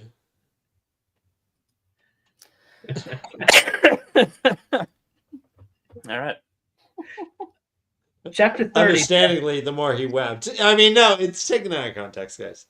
Understandably, the more he wept could have been in there, depending on what kind of sex they're having. I mean, look. The more he wept, weep as all the though time her with hand sex. stopped on her head. All right, never mind. Go on. All right, chapter There 30. are wisdoms of other villages, but would they have gone that far? Not lived about it. Wait, oh, serial killer? Oh, nothing, Nomengard. Don't worry about it. It's from Nynaeve's viewings. Or Yeah, not her Nynaeve's viewings. Wow. Daith Conger. It was Conger. It was her in the dream too, right? No, Or in the archways, right? it was not her in the archways. It wasn't. It was not. Oh, okay. Yeah. Oh, and Anyway. Perrin is like all like macho man about it. He's like, she just saw me cry. I can't. She's like not even treating me like a little bitch right now. It's so weird. Yeah, I know. I actually deserve like. to be, I deserve to be called a bitch, and she's not doing it. This is amazing. It's very touching. You know. Is it? It just shows the I Two think Rivers it is a hard place to grow up in, guys. I mean, think it's pretty brutal when she's like, "You need to grieve, you idiot," and he breaks down. That's pretty brutal. And then when it cuts to the next chapter when he's finally done crying. Well, hold on. He And motorboats she her. she goes, well, yeah, of course, that's motorboating's in there, right? Yeah, I got it right here. Snuffling. Yeah, he's snuffling. Snuffle up against him. But they're like, he stops crying, and she doesn't. The point is, she says something like, "All right, so what's the plan? I assume you're done with the turning yourself in bullshit, right? You know, kind of thing." And he's like, "I really appreciate that she's not calling me to task and calling me a bitch for crying like a bitch." Who would do that? Your family just died, you dumb fucker. Yeah, of course it's bad. Dude, when he says I couldn't get here any faster, that's It's fucking heartbreaking. brutal. That's fucking Absolutely brutal. heartbreaking. I know that it's easy to shit. What on- if they didn't travel the ways and they just like come there normally? He would have been like, I could have got here faster. Did If they had died, And they were like, "No, they still would have been dead." And he's like, "You don't know that." Yeah, we did. No, we did. Anyway, let's get into the immediate chapter because it's already 10 o'clock and we've been spending too much time jerking off. Way to go. We like to do that though. No. Also, wait. This is very important. while he's crying like a big fucking baby, for some reason, Robert Jordan takes the time to point out that the cat is licking himself. Yeah, the cat is watching as he motorboats her. Literally a paragraph. Why Washing himself atop the ale barrel. In fairness, if there was like one thing that Robert Jordan could be in this chapter, it'd be a cat washing itself, if you know what I mean, atop an ale barrel. I would definitely just like get drunk and watch this man while I jerked off. While he's just ugly crying? Yeah. You'd just be sitting there licking yourself like, yeah. As he's motorboating his fucking girlfriend? Yeah. It's a weird one. Why not? Just cleaning. He's all just snuffling. Do you think he's licking his own dick? Yeah. Of course he is. His own ass? No, he's licking her leg like a cat. It could be the classic cat paw scenario. No, it's not face bathing. It's not face bathing. It would have been different. Anyway, back to the point. So, two of my favorite things that are it's humor-wise. Last chapter and this chapter, watching the Aiel give gifts to what's her name, Alviren. Yeah. I'm also a giant hypocrite. Thank you, Lamplight and Fool. We're pointing that out. And secondly, watching Loyal and his ears get crazier and crazier with Mr. Salviren. Yeah, that was random. Well, Tam had to give her a double belt of brandy just to calm her ass down. And a double belt true. That's some other stuff they're into that a lot of people get upset at. I think it's funny that he's drinking out of a dog bowl. I'm sorry, bowl. You know, it's really cool that Loyal says, "I'll sing to the apple trees before we leave," like thinking that they're about to leave. Yeah. But like, what does that mean exactly? He's got tree singing. I mean, I know, but what does that mean? What is that like? Is that like Green Man style? Like if the blight came all the way down to the two rivers, it would be like that. Those apple trees would still be there, kind of thing, or does it just mean like they're going to be gigantic? Yeah. Is it like Totoro and like the trees just get gigantic and it's amazing, or like what is it? What's going on? What do you think? What does that mean? They become hardier, they bloom more, they become stronger, like all those things. Just like what he did with the, like to your point, the Green Man's tomb at the end of book 1. Mm-hmm. He's like, this is one tree that the blight will never have. Like he sang it such that it was fortified for, I guess, long as possible. Against the blight, though, that's huge. That's what I'm asking. Like, is it that level of like, is that what he's saying he'll do? Because that's insane. That's huge. I don't know. Not that Loyal's not amazing, but like, it's pretty cool. I don't know if he can do that for that many trees because we did lose like a dozen Ibaras. But you know, spread it out. Is it? Narik's here. Hello, I heard that you had a question of some scientific. So I'm here. Yeah, I had a question about the blight specifically, Nark. I was wondering if Loyal Tree sings to the apple trees that his family is buried under. I mean, one, good fertilizer. You know what I mean? So, 2, like, are those trees going to survive the blight if the blight comes down? Nark? As all things must turn with the circle, there is no tree that is indestructible. The Dark One always wins. The blight devours everything. Nemesta is probably now a pulpy, yellowish, with spotted leaves, decaying matter. No much stuff. No much stuff. Yeah, no much stuff. Could sung trees burn? Sung trees can burn, right?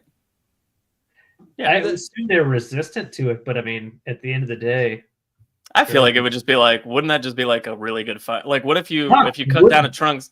Yeah, maybe it's just like it's great fuel and burns for a long time, right? I went to a rap battle between 2 sung trees, and they both sucked. So I think burnt trees cannot burn. Oh, okay. Okay. Right. So meshed up. That's correct. Yeah, that makes sense. So much, yeah. We're done. Uno no meshta. Yeah, whatever. You're stupid. All right. So, Some way- trees probably make awesome thrones. Yeah, or headstones, you know. so they decide to go to the old sick house. Yeah, The old yeah. sick house. The old sick house, you know, everyone knows that, right? Apparently.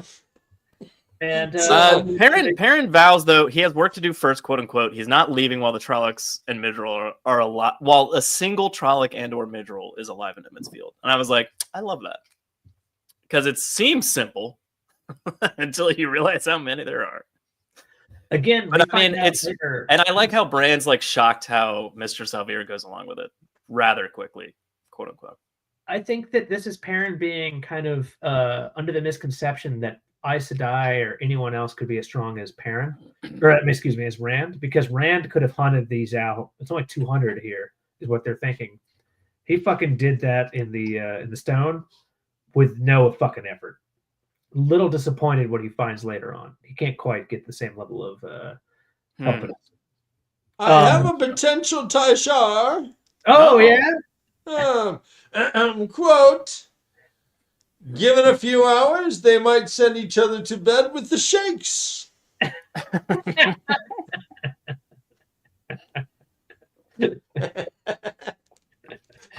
Taishar. I'll tell you what. I realized that I put that screen up and then I drink and then I put my cup down and then I take the screen down. So it looks like I'm not drinking every time. But really, in reality. We could do more Taishars just to watch Joe get more fucked up, and because I absolutely I'm having a good time. Anyway, so we find out that Sin Bui is one of the original book banners, and that's Sin Bui comes by to tell the Muppets the show is horrible. Wait, that's not right. It's close enough. Taishar. Oh, Jesus, fuck yeah. Yes. On her roof, Sen mouthed the word "Ogier."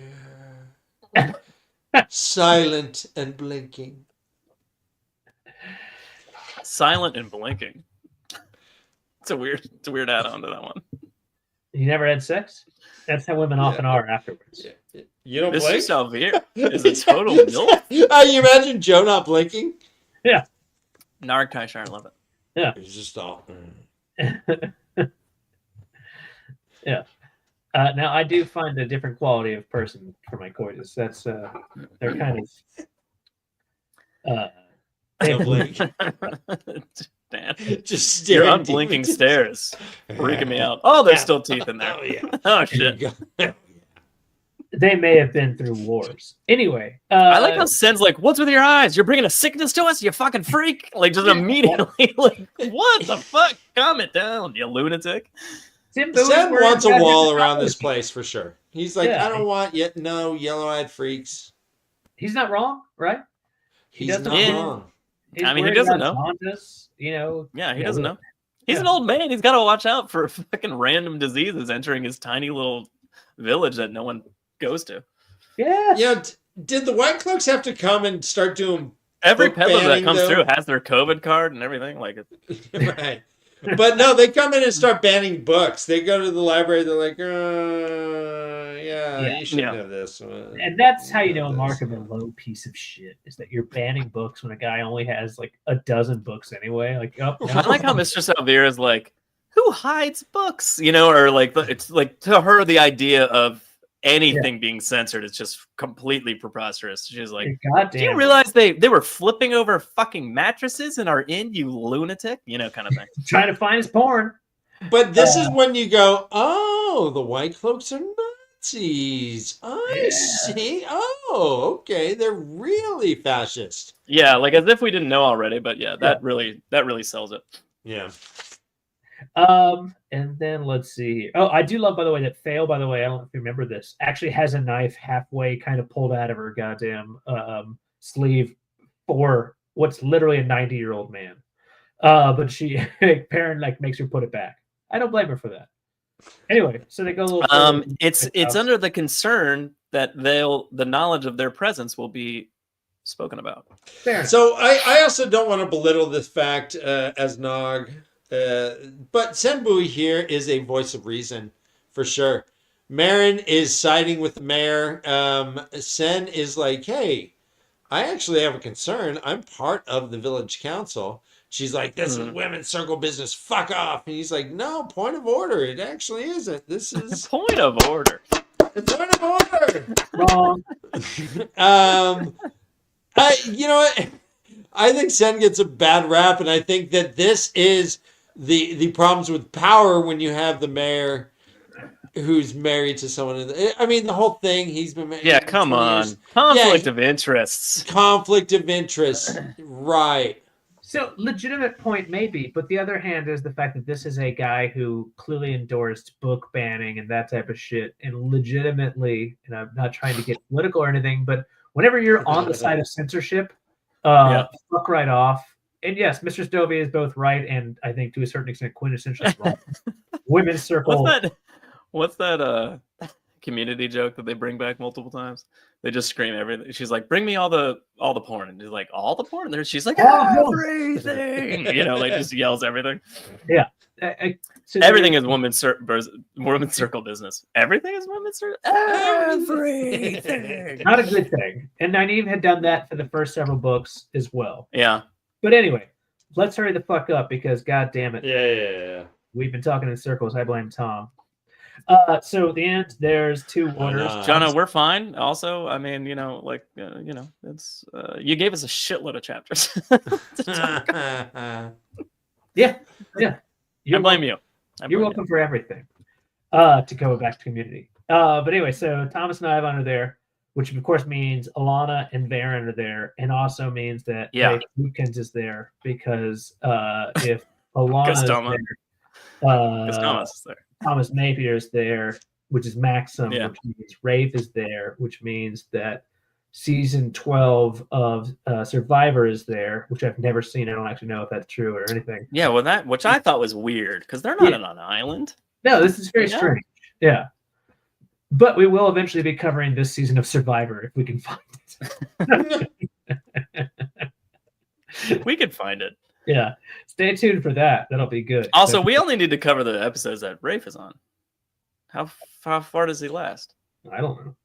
Yeah, I mean, I'll tell you what. He lasts all if there's 20 episodes, I don't know how long Survivor lasts. If there's 10 episodes, how long do you think Rafe survived on the island without getting voted off? Just ballpark. What do you guess? What's your guess? I would guess he went a little past half. All right, so your guess is 6. I've got 12 out of 20. Why not? No, 10, just 10. Oh, well, that's 6 out of 10. 6 or 7. I'll say 6. No, I'll say I'll 6. do 7 because that's 6.9 rounded up. I think he's a little. Right, I'm gonna go with 3.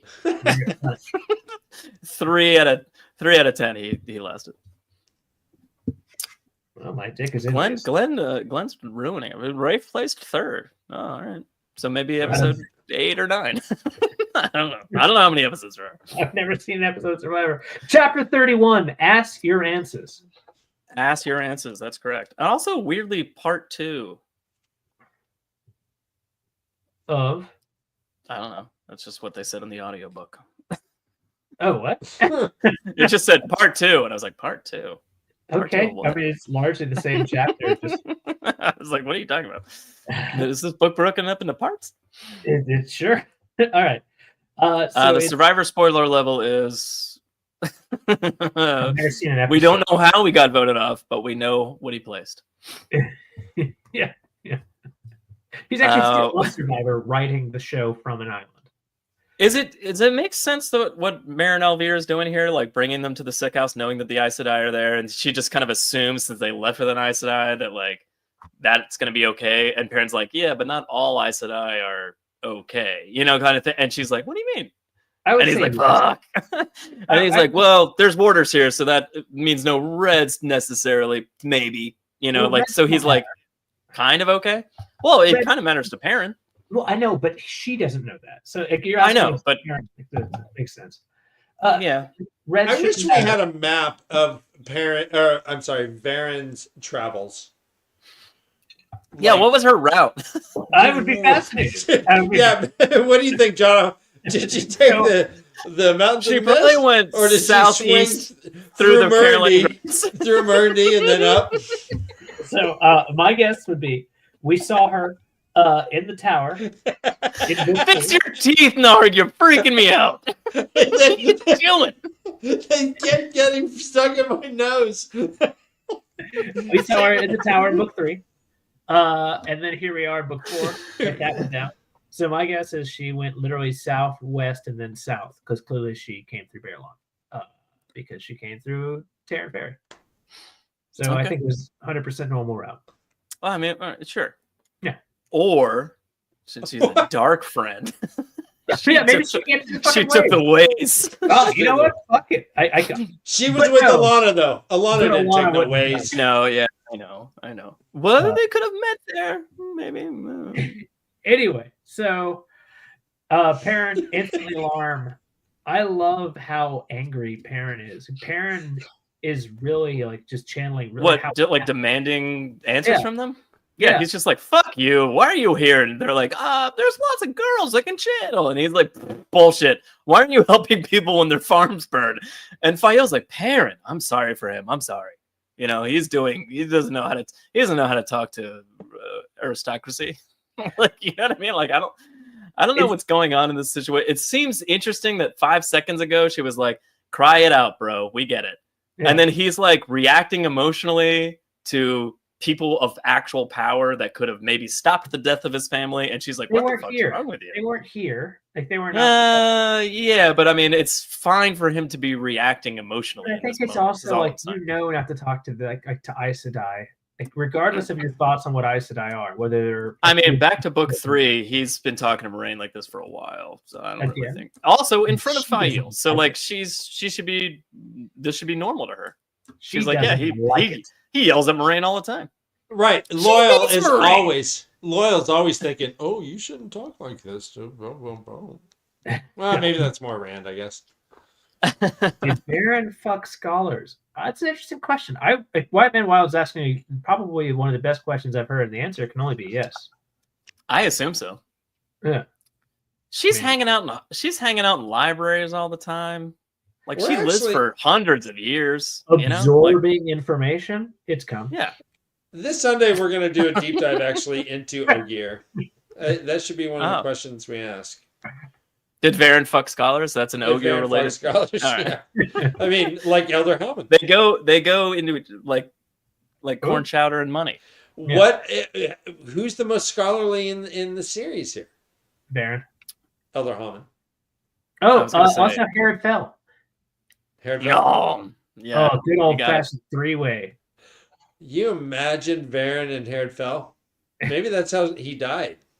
Yeah, that's why there's blood everywhere. Snoo, death by Snoo, or whatever. Snoo.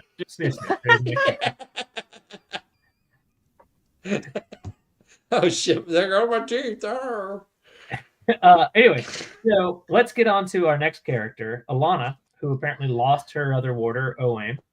Not Oh yeah, like- that's fucked up, man. By the way, like just I mean I know this should be- giving Alana as much shit as she always needs because she's the Yeah. worst. But also like she's like I felt every arrow and shit. Like as she's talking about her, I'm like fuck, dude. Right. Like, It says, "quote How the is she children like caught- okay right now?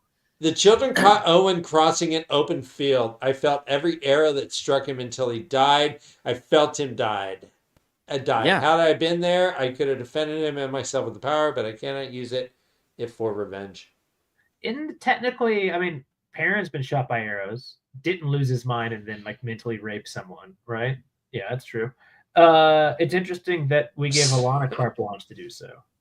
I don't I'm think not she's giving her been carte given blanche. I think about I anything. understand. I mean, based on what they show us about the bond between the warder and the Aes Sedai, like it's kind of crazy that she didn't go into like I don't know, crazy withdrawal syndrome. You know. Anyway, so she does say here, quote, I'm not so lost to custom yet as to bond a man against his will. And not yet. No, yeah, give me 2 weeks. Yeah. Is it again? Is she? This sounds a lot like premeditated. I don't know if it's premeditation necessarily, but at least precognition, put in a fun way. That is one of the better. I wrote Alana casually mentions rape bonding. Like, Rape holy bonding. shit. Just casually. I'm not as far gone as that. So- Yes, so you far- are. You're already As of considering now, it. I'm just above that. Sort of. Just above it. Just above it. Rape bonding is not a term that should be. That's 100% what it is, though. Even even Yeah, in like that that. moment, parents like, "What the fuck?" And they're like, and she's like, "I'm not gonna do that. I'm just healing you." Yeah. And he's like, "Yeah, okay." I love that Baron's in the background, like rape bonding. Yes.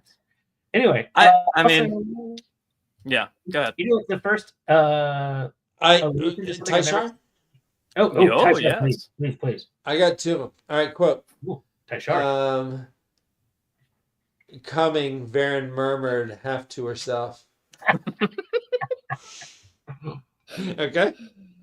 And the second one, quote, she fingered the She figured the what? the half-healed cut.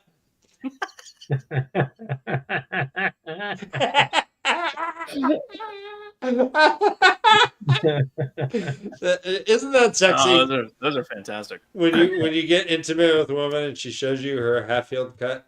Yeah. Hey, Yeah, that Dan, is. let me ask you something. How satisfying is it to bring about a Ty Shar from book 4 now that you guys are on book like 12 or whatever? It's so good. You're like, I finally get to reuse this material. It's so good. We didn't do Tyshars back then, so I had to I read through, kind of skimming and kind of doing that's things fantastic. for tonight. Yeah. So, legitimate question though, Mhm. about healing. In your mind, I did Does- like that one. does healing heal the hymen? So, would she have a half-healed cunt? What the fuck, Jono? I'm not ready for all this. You gotta give me a Yeah. beat. Thank you, John. Jesus Christ. All right. So back to- Real quick, wait, before we move on, there's we talked about parent being suspicious and yelling at them and like saying like, here you sit while people's farms burn and shit like that kind of thing. Yeah. But like the reason they're there is because there's not a lot of girls that are like, like Egwene and Nynaeve are like crazy that they came from the same village and that they had the natural ability and like that's why they're there, quote unquote. And like Alana says something along the lines of like, it's crazy that we weren't here faster than this. It has nothing to do with the fact that you're here now too. Also, blah, blah, blah. And then I just love that they're talking about that. And Varen says something like, Shariam believes that we've culled the ability to channel out of like mankind because like we're Yes, killing all the yes. men, right? But I Yes. think it's interesting that, being full spoilers and everything, obviously, that Varen's a dark friend, Shariam's a dark friend. And then she goes, Shariam believes. And I was like, interesting. I wonder. It's everything that comes out of Varen's mouth is always like, well, Do you like interesting. the Like, what does that mean? But they're both dark friends. So it's like, is that like a dark friend belief? And like, it has No, I nothing to don't do with think the rest so. of the I White don't Tower? think it has really anything to do with being a dark friend. I think that's 100% like people who have. Well, you're found- right. Because Alana says like 2 seconds later, like, well, what are we supposed to follow? The White's mad plan? And like, The and I White's mad love plan that. is hilarious. She's like that stupid ass math shit. She's like, we should obviously have the whites think that they should have women that breed with literally breed Shit told with Channel- male channelers. Yeah. And then Shariam goes, I always thought it should just be Aes Sedai that fuck them.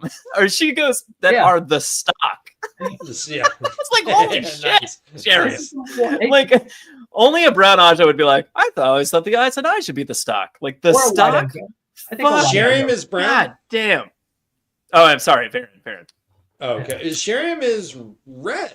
Correct. No, She's blue. Shariam's not red. She's blue. Shariam's Yellow? blue, Jean, red. Blue, and Blue? red. I mean, blue and black. Sorry, blue and black. She's like a blue Okay. woman, which Yeah. happens later on. Spoilers for that. Okay. Okay. No, that's how Tom likes his women. Tom can't argue, so yeah, it's true.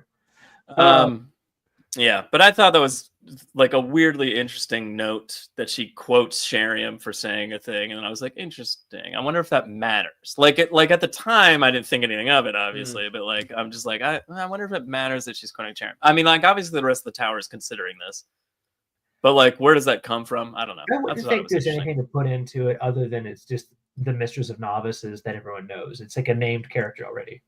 Yeah. I also think it's very interesting because like not too long after this, the big white book comes out that comes between the Bene Gesserit do it. Between books 7 and 8 is when the Wheel of Time comes out, and there's a lot of talk about in that, or maybe not a lot, but like, there is at least a small portion of it that's about geneticism, right? About having recessive versus dominant allele kind of thing, and like how that's done. So it's literally kind of set up here as a jumping off point. Do you guys think it's genetics? Like, is it like literally like people that channel bloodlines and shit like that? I always just thought it was like a natural like mutant ability, like or like a Harry Potter. Two Muggles can still have a wizard kind of scenario. Like I never thought of it as like.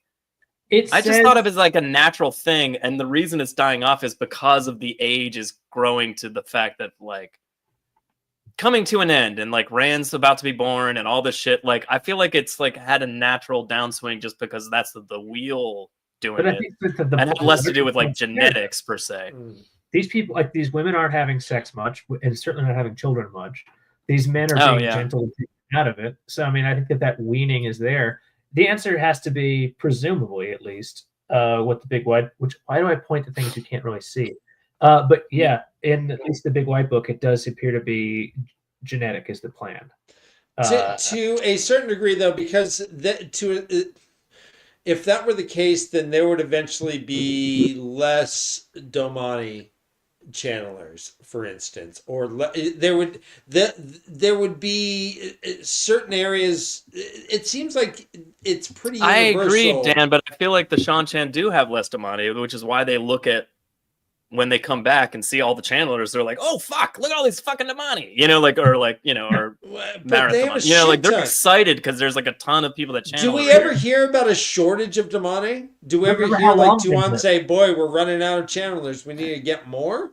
But I remember, never hear that. Only take like why don't the Shan-Chan breed their slaves? But first off, because the domain are only those who have the ability, like that are that will do it on their own, not those who can be taught. Those who are taught are the Soldam. So that's going to be, at least if we're making up numbers, like a 1 to 3 kind of like number. Whereas like those who are based on their fucked up slave scenario, they're actually not breeding it out of their people in a way.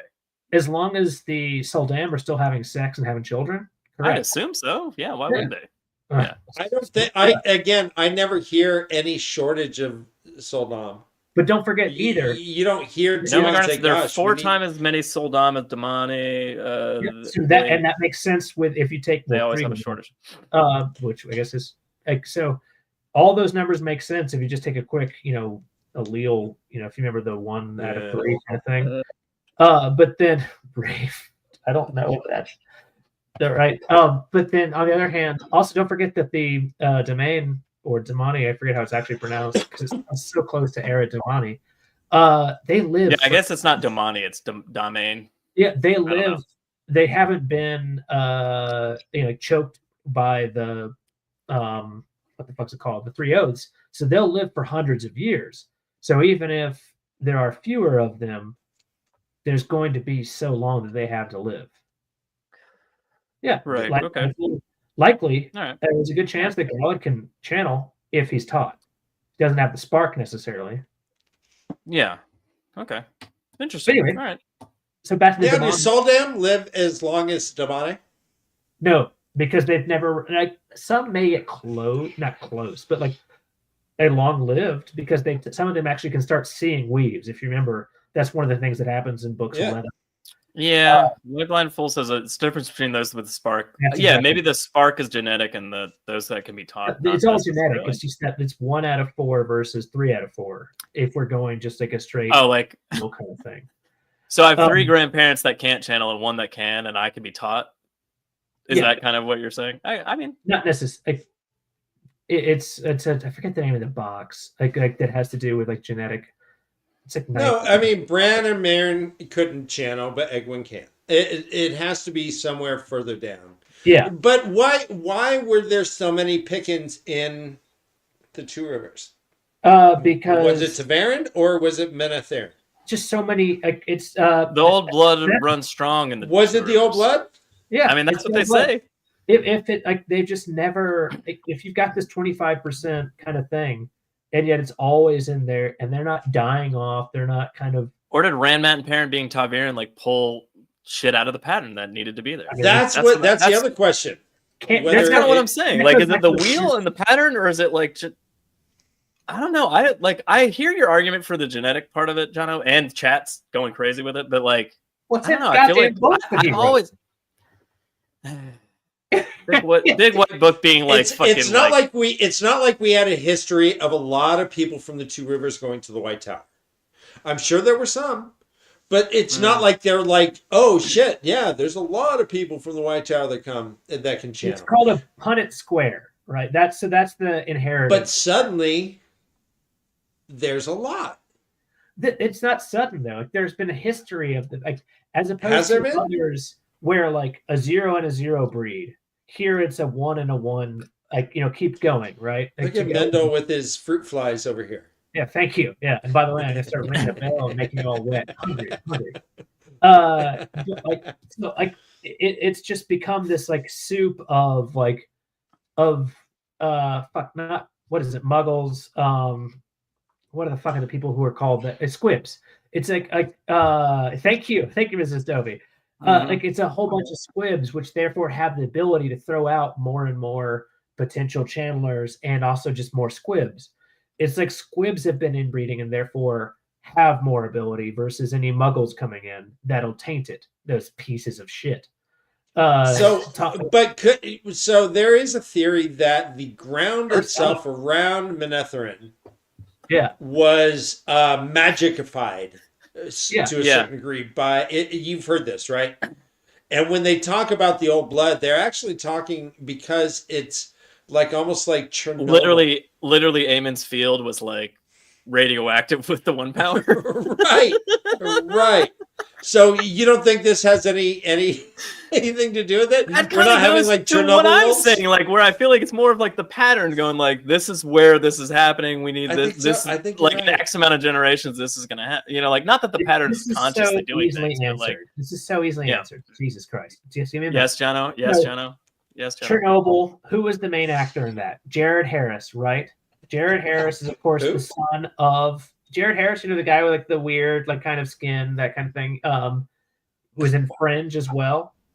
Jared Harris is the son of the original Dumbledore.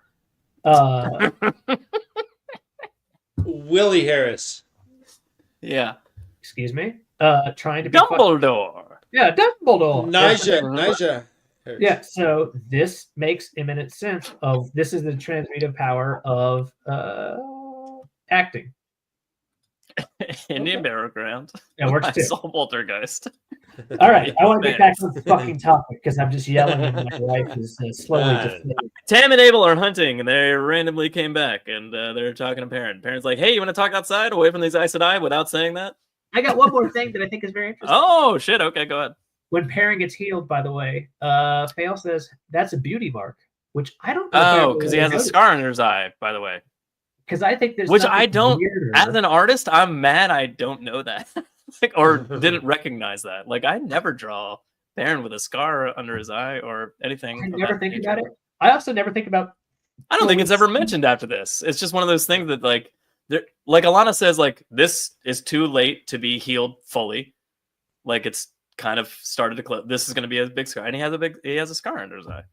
Yes, like a badass.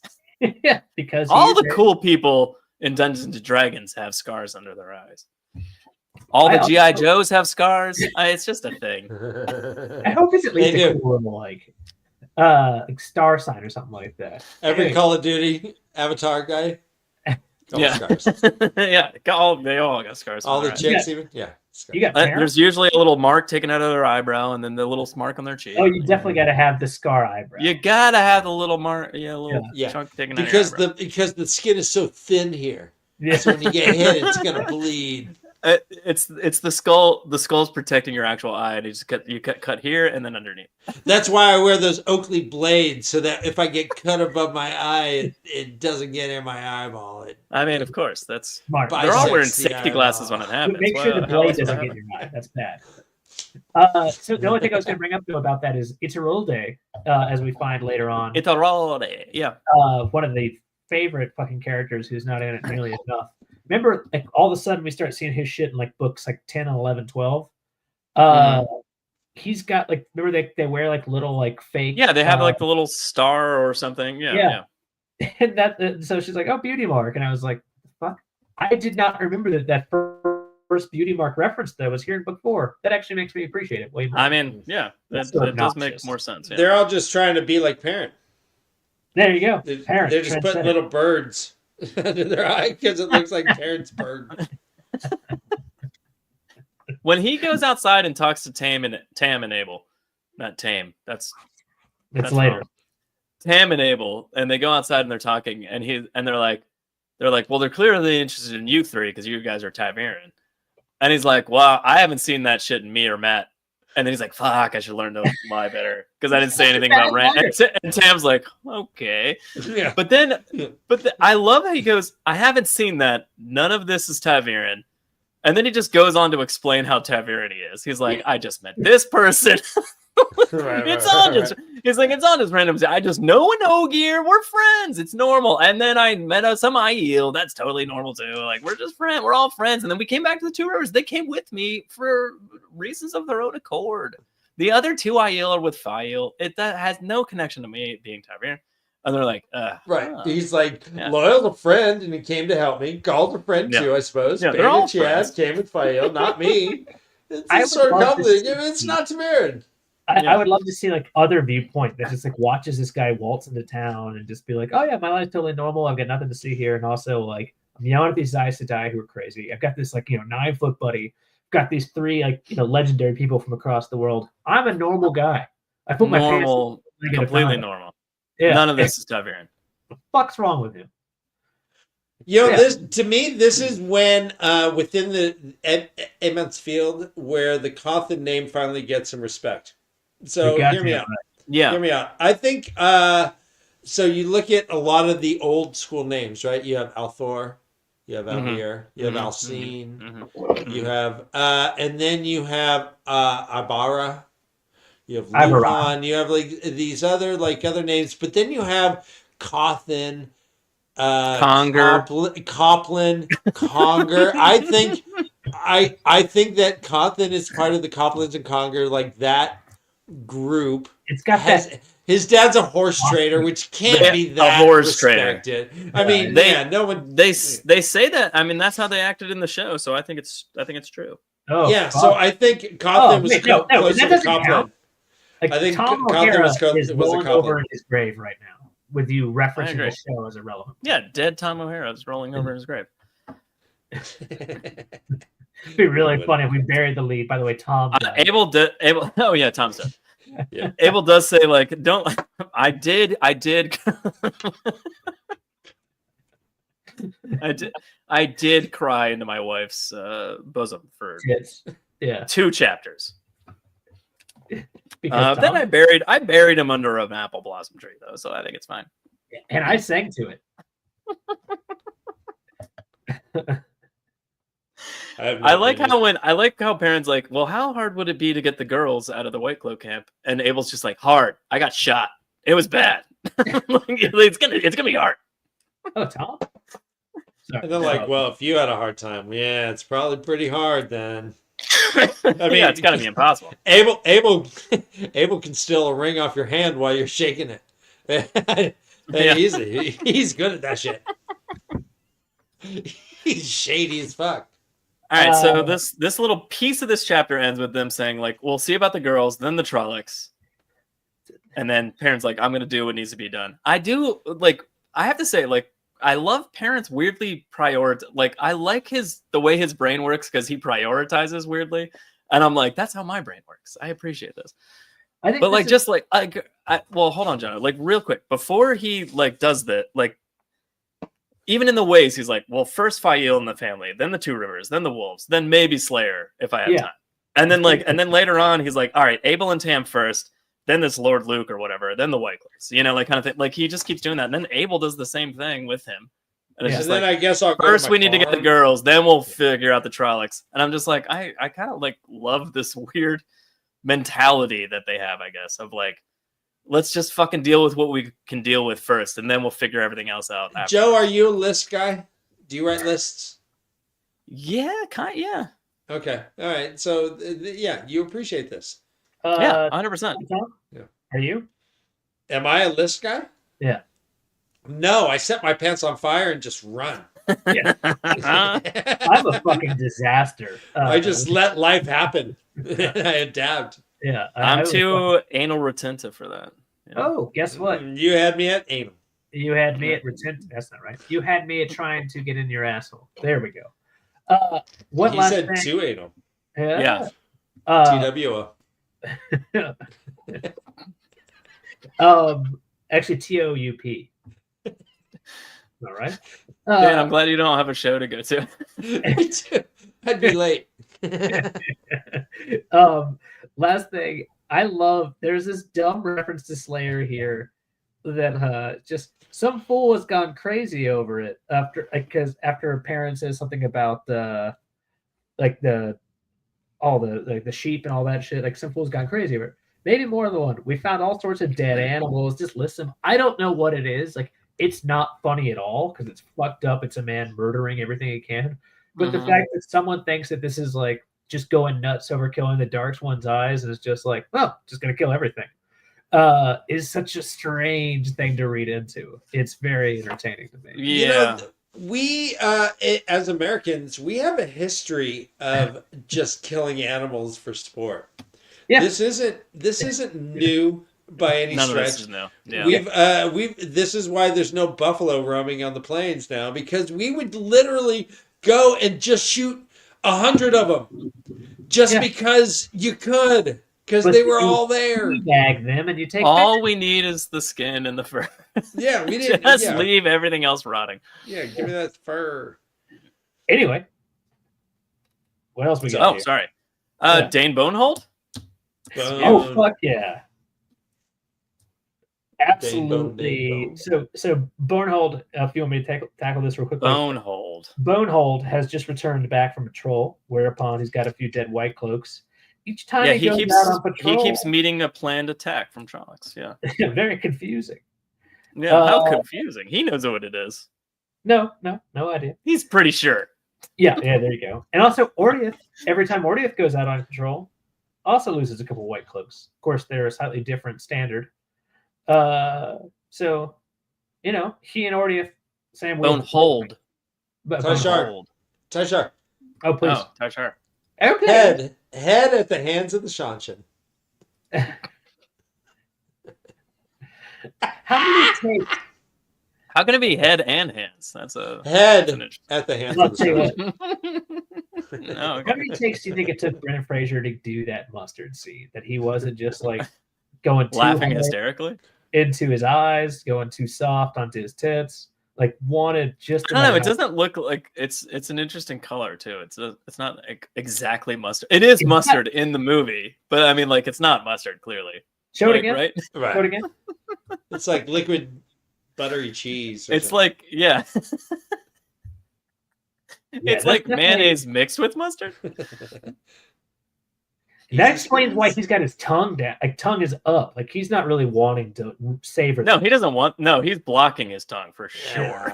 Yeah. He's like, I don't want to taste this trash.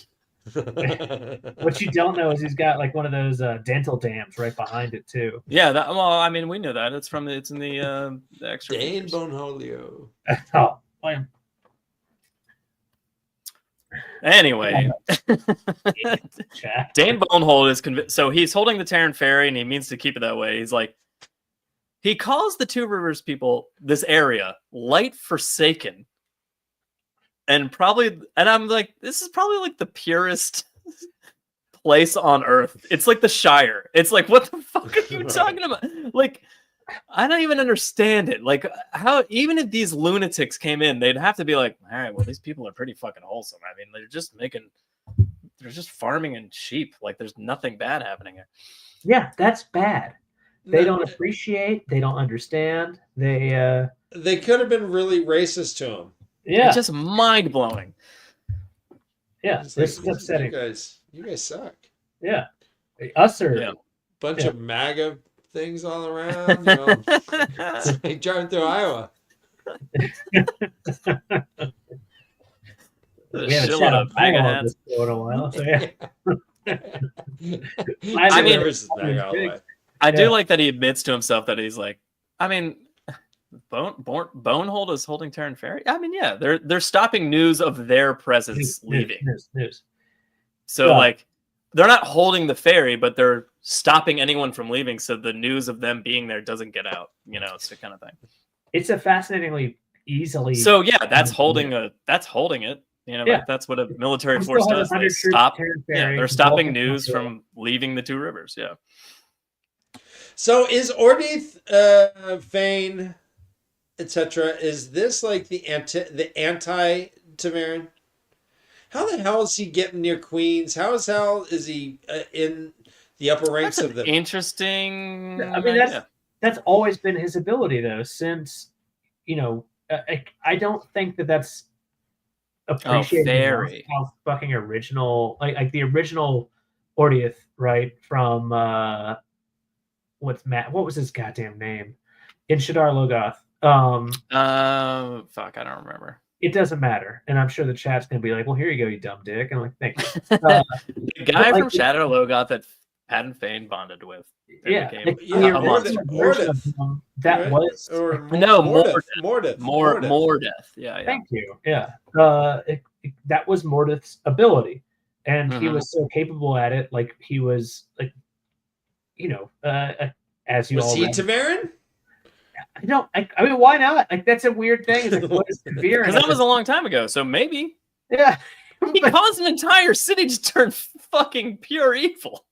But that's pretty powerful. But hold on. But is it anti-Taviran or just Taviran? Like, is there an anti? Just because it's evil?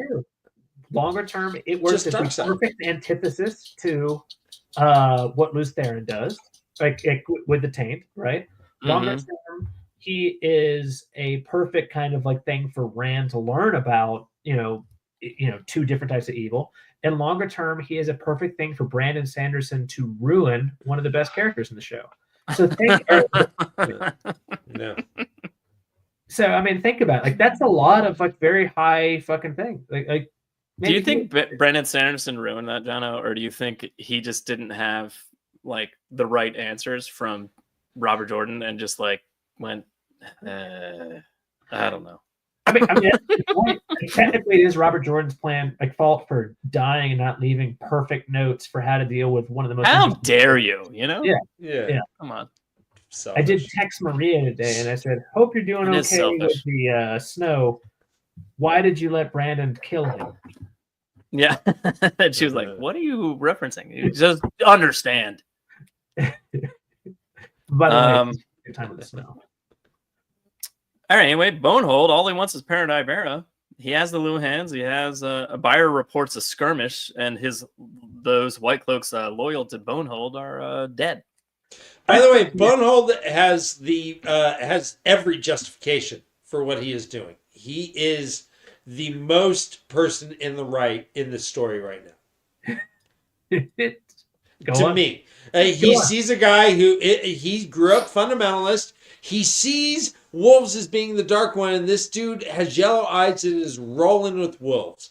This guy killed his dad. He killed his dad, and he's like, the only thing he knows is two rivers. I got to find this guy.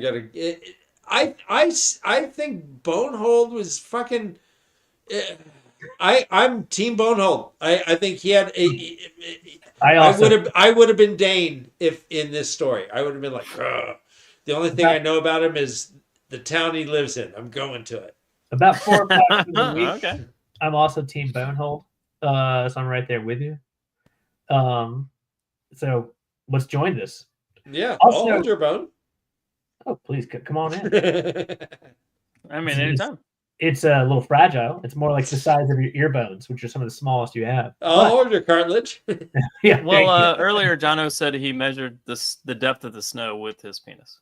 Yeah. It's only half an inch. Yeah, but my penis is longer than that. Yeah, but you knew what a half an inch was based on. Oh God, yeah, it's most of the bulk. Yeah.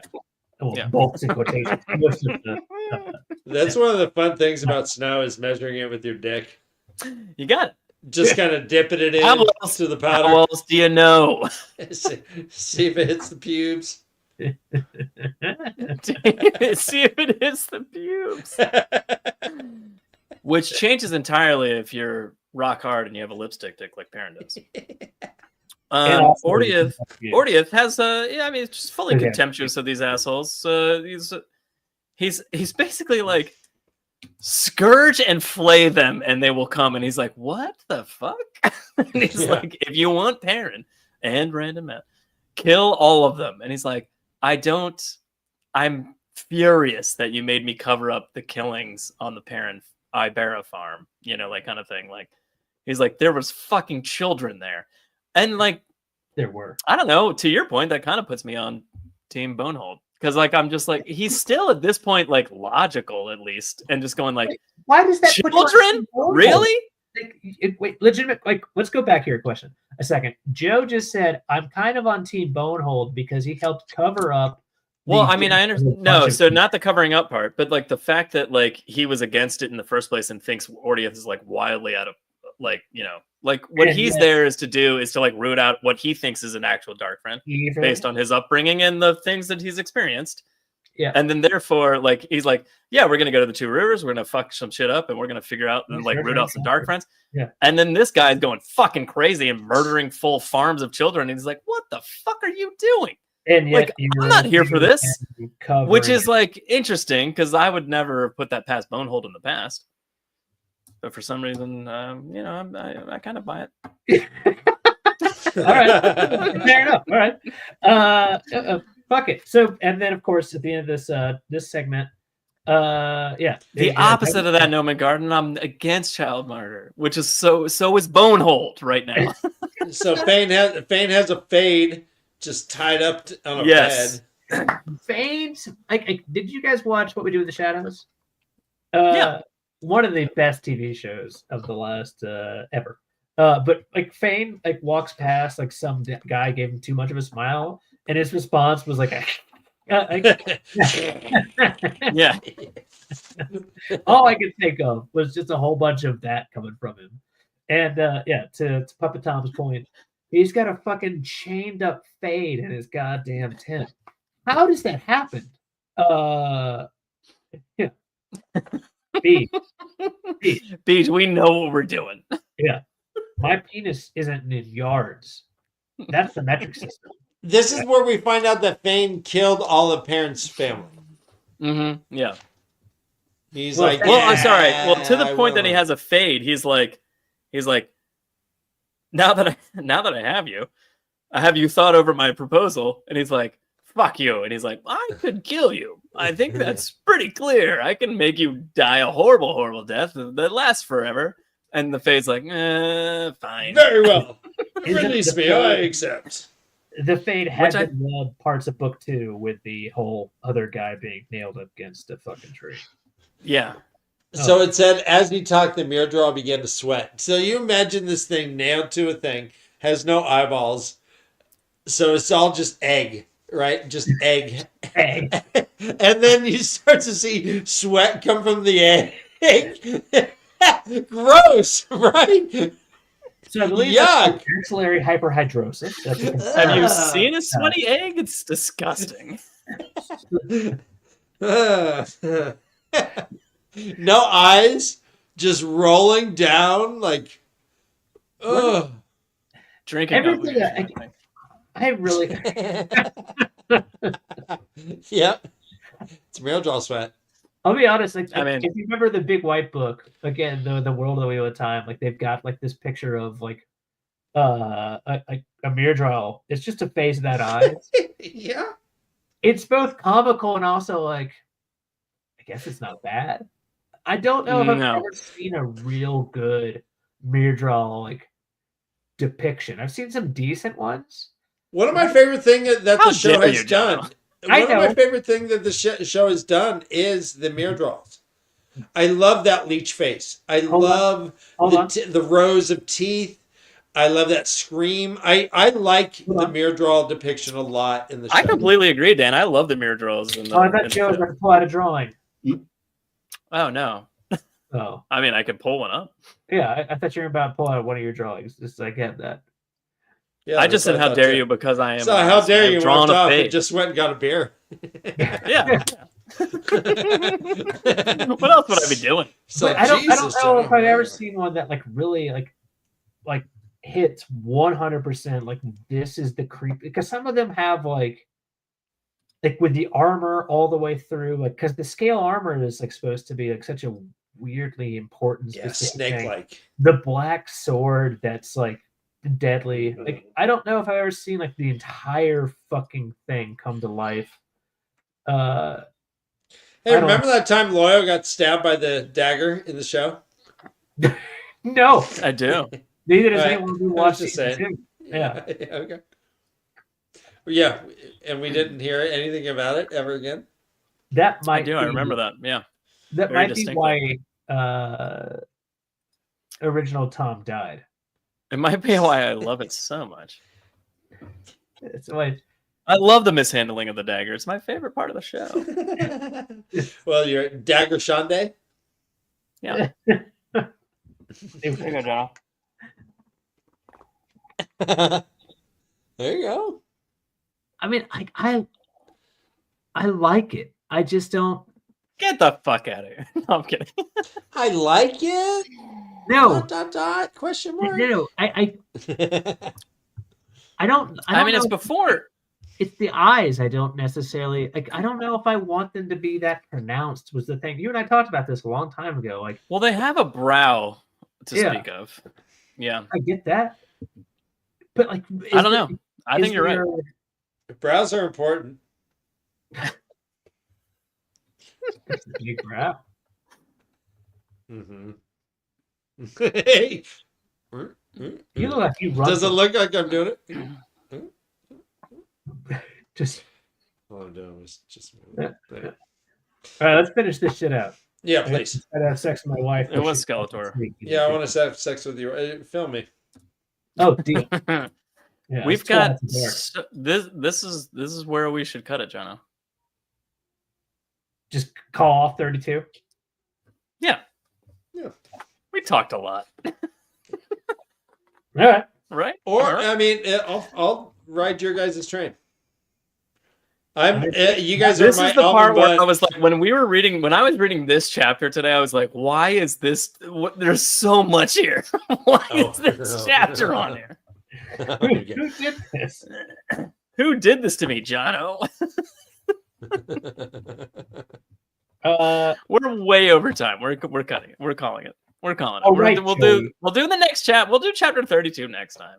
All right. We'll just lump it in. All right. If you were paying attention, chapter 32 died. Chapter John 32 Maria did He die. died. Yeah. But it'll be back. I also need to have sex with Jono's wife. Is the best comment. I hope you have better that luck. I've ever heard. That's not true. I hope she has better luck than with me. So that's tWoTcast for this week. If you have any comments or questions, leave them below. tWoTcast theme song is brought to you by the one and only Taffy Bennington and Andrew Bard of Time. Links to all their stuff is below, of course. And if you for some reason don't know them, go watch their entire catalog. You want to hear something fun, Joe? I, for Yeah. once, actually thank our guest because we had a fucking guest this week. Well, that's this Yeah. one right here. Thank you, Dan, for coming on to fill in for Tom. I mean, Thank thanks, you, Danny. thank you, Thank you, Puppet Tom, Andy. for coming in to fill in for Tom. Yeah, no, it's been great being here. I appreciate the invite. I appreciate loving hanging out with you guys, and I'll see you later. We love you, Dan. Oh, Tom's here. Tom's here. Yeah. Oh, I'm sorry. We love you, Puppet Tom. Tom, you look good. You look relaxed. I love the fact that you're Yeah. Against actually the normal amount of sallowness. That's not appreciated enough. I wasn't paying attention to what you said. Fair enough. I'm sorry. The normal amount of swallowness. Maybe that'll help. Do your math homework. That's good. Good. Pretty good. Pretty good. Yeah. Or something. Next Anyway, week, 32. 32 now. Just 32. Yeah. Just Join us next episode for more Wheel of Time, covering more of the Shadow Rising, Part 10, chapters 32 now through 36. Hope Probably that's not 35. too. Probably 35. We might need to adjust everything. Yeah. Sorry, I'm Joe. guys. Say goodnight, Jono. Good night, Jono. And Fake Tom. Hey. Muddy your guys, staff. Call your mom. Muddy your staff. Yeah. Keep the change of filthy animals.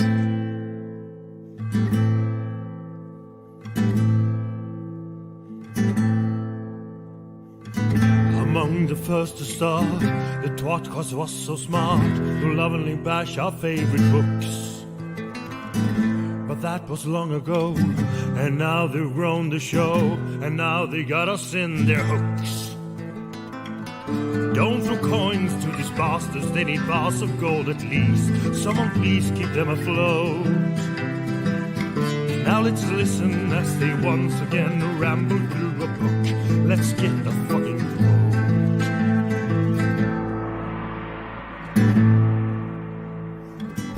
One of them is Tom, but he is barely on. Sometimes he calls into the show. Another one is Jono. Is he their joker? Oh no. And Joe, is he the stupid one? Welcome to the tWoTcast. We will share our love for books and all our hate in every episode. We'll entertain you, make you laugh so hard you barely can stand up. That is the tWoTcast goal.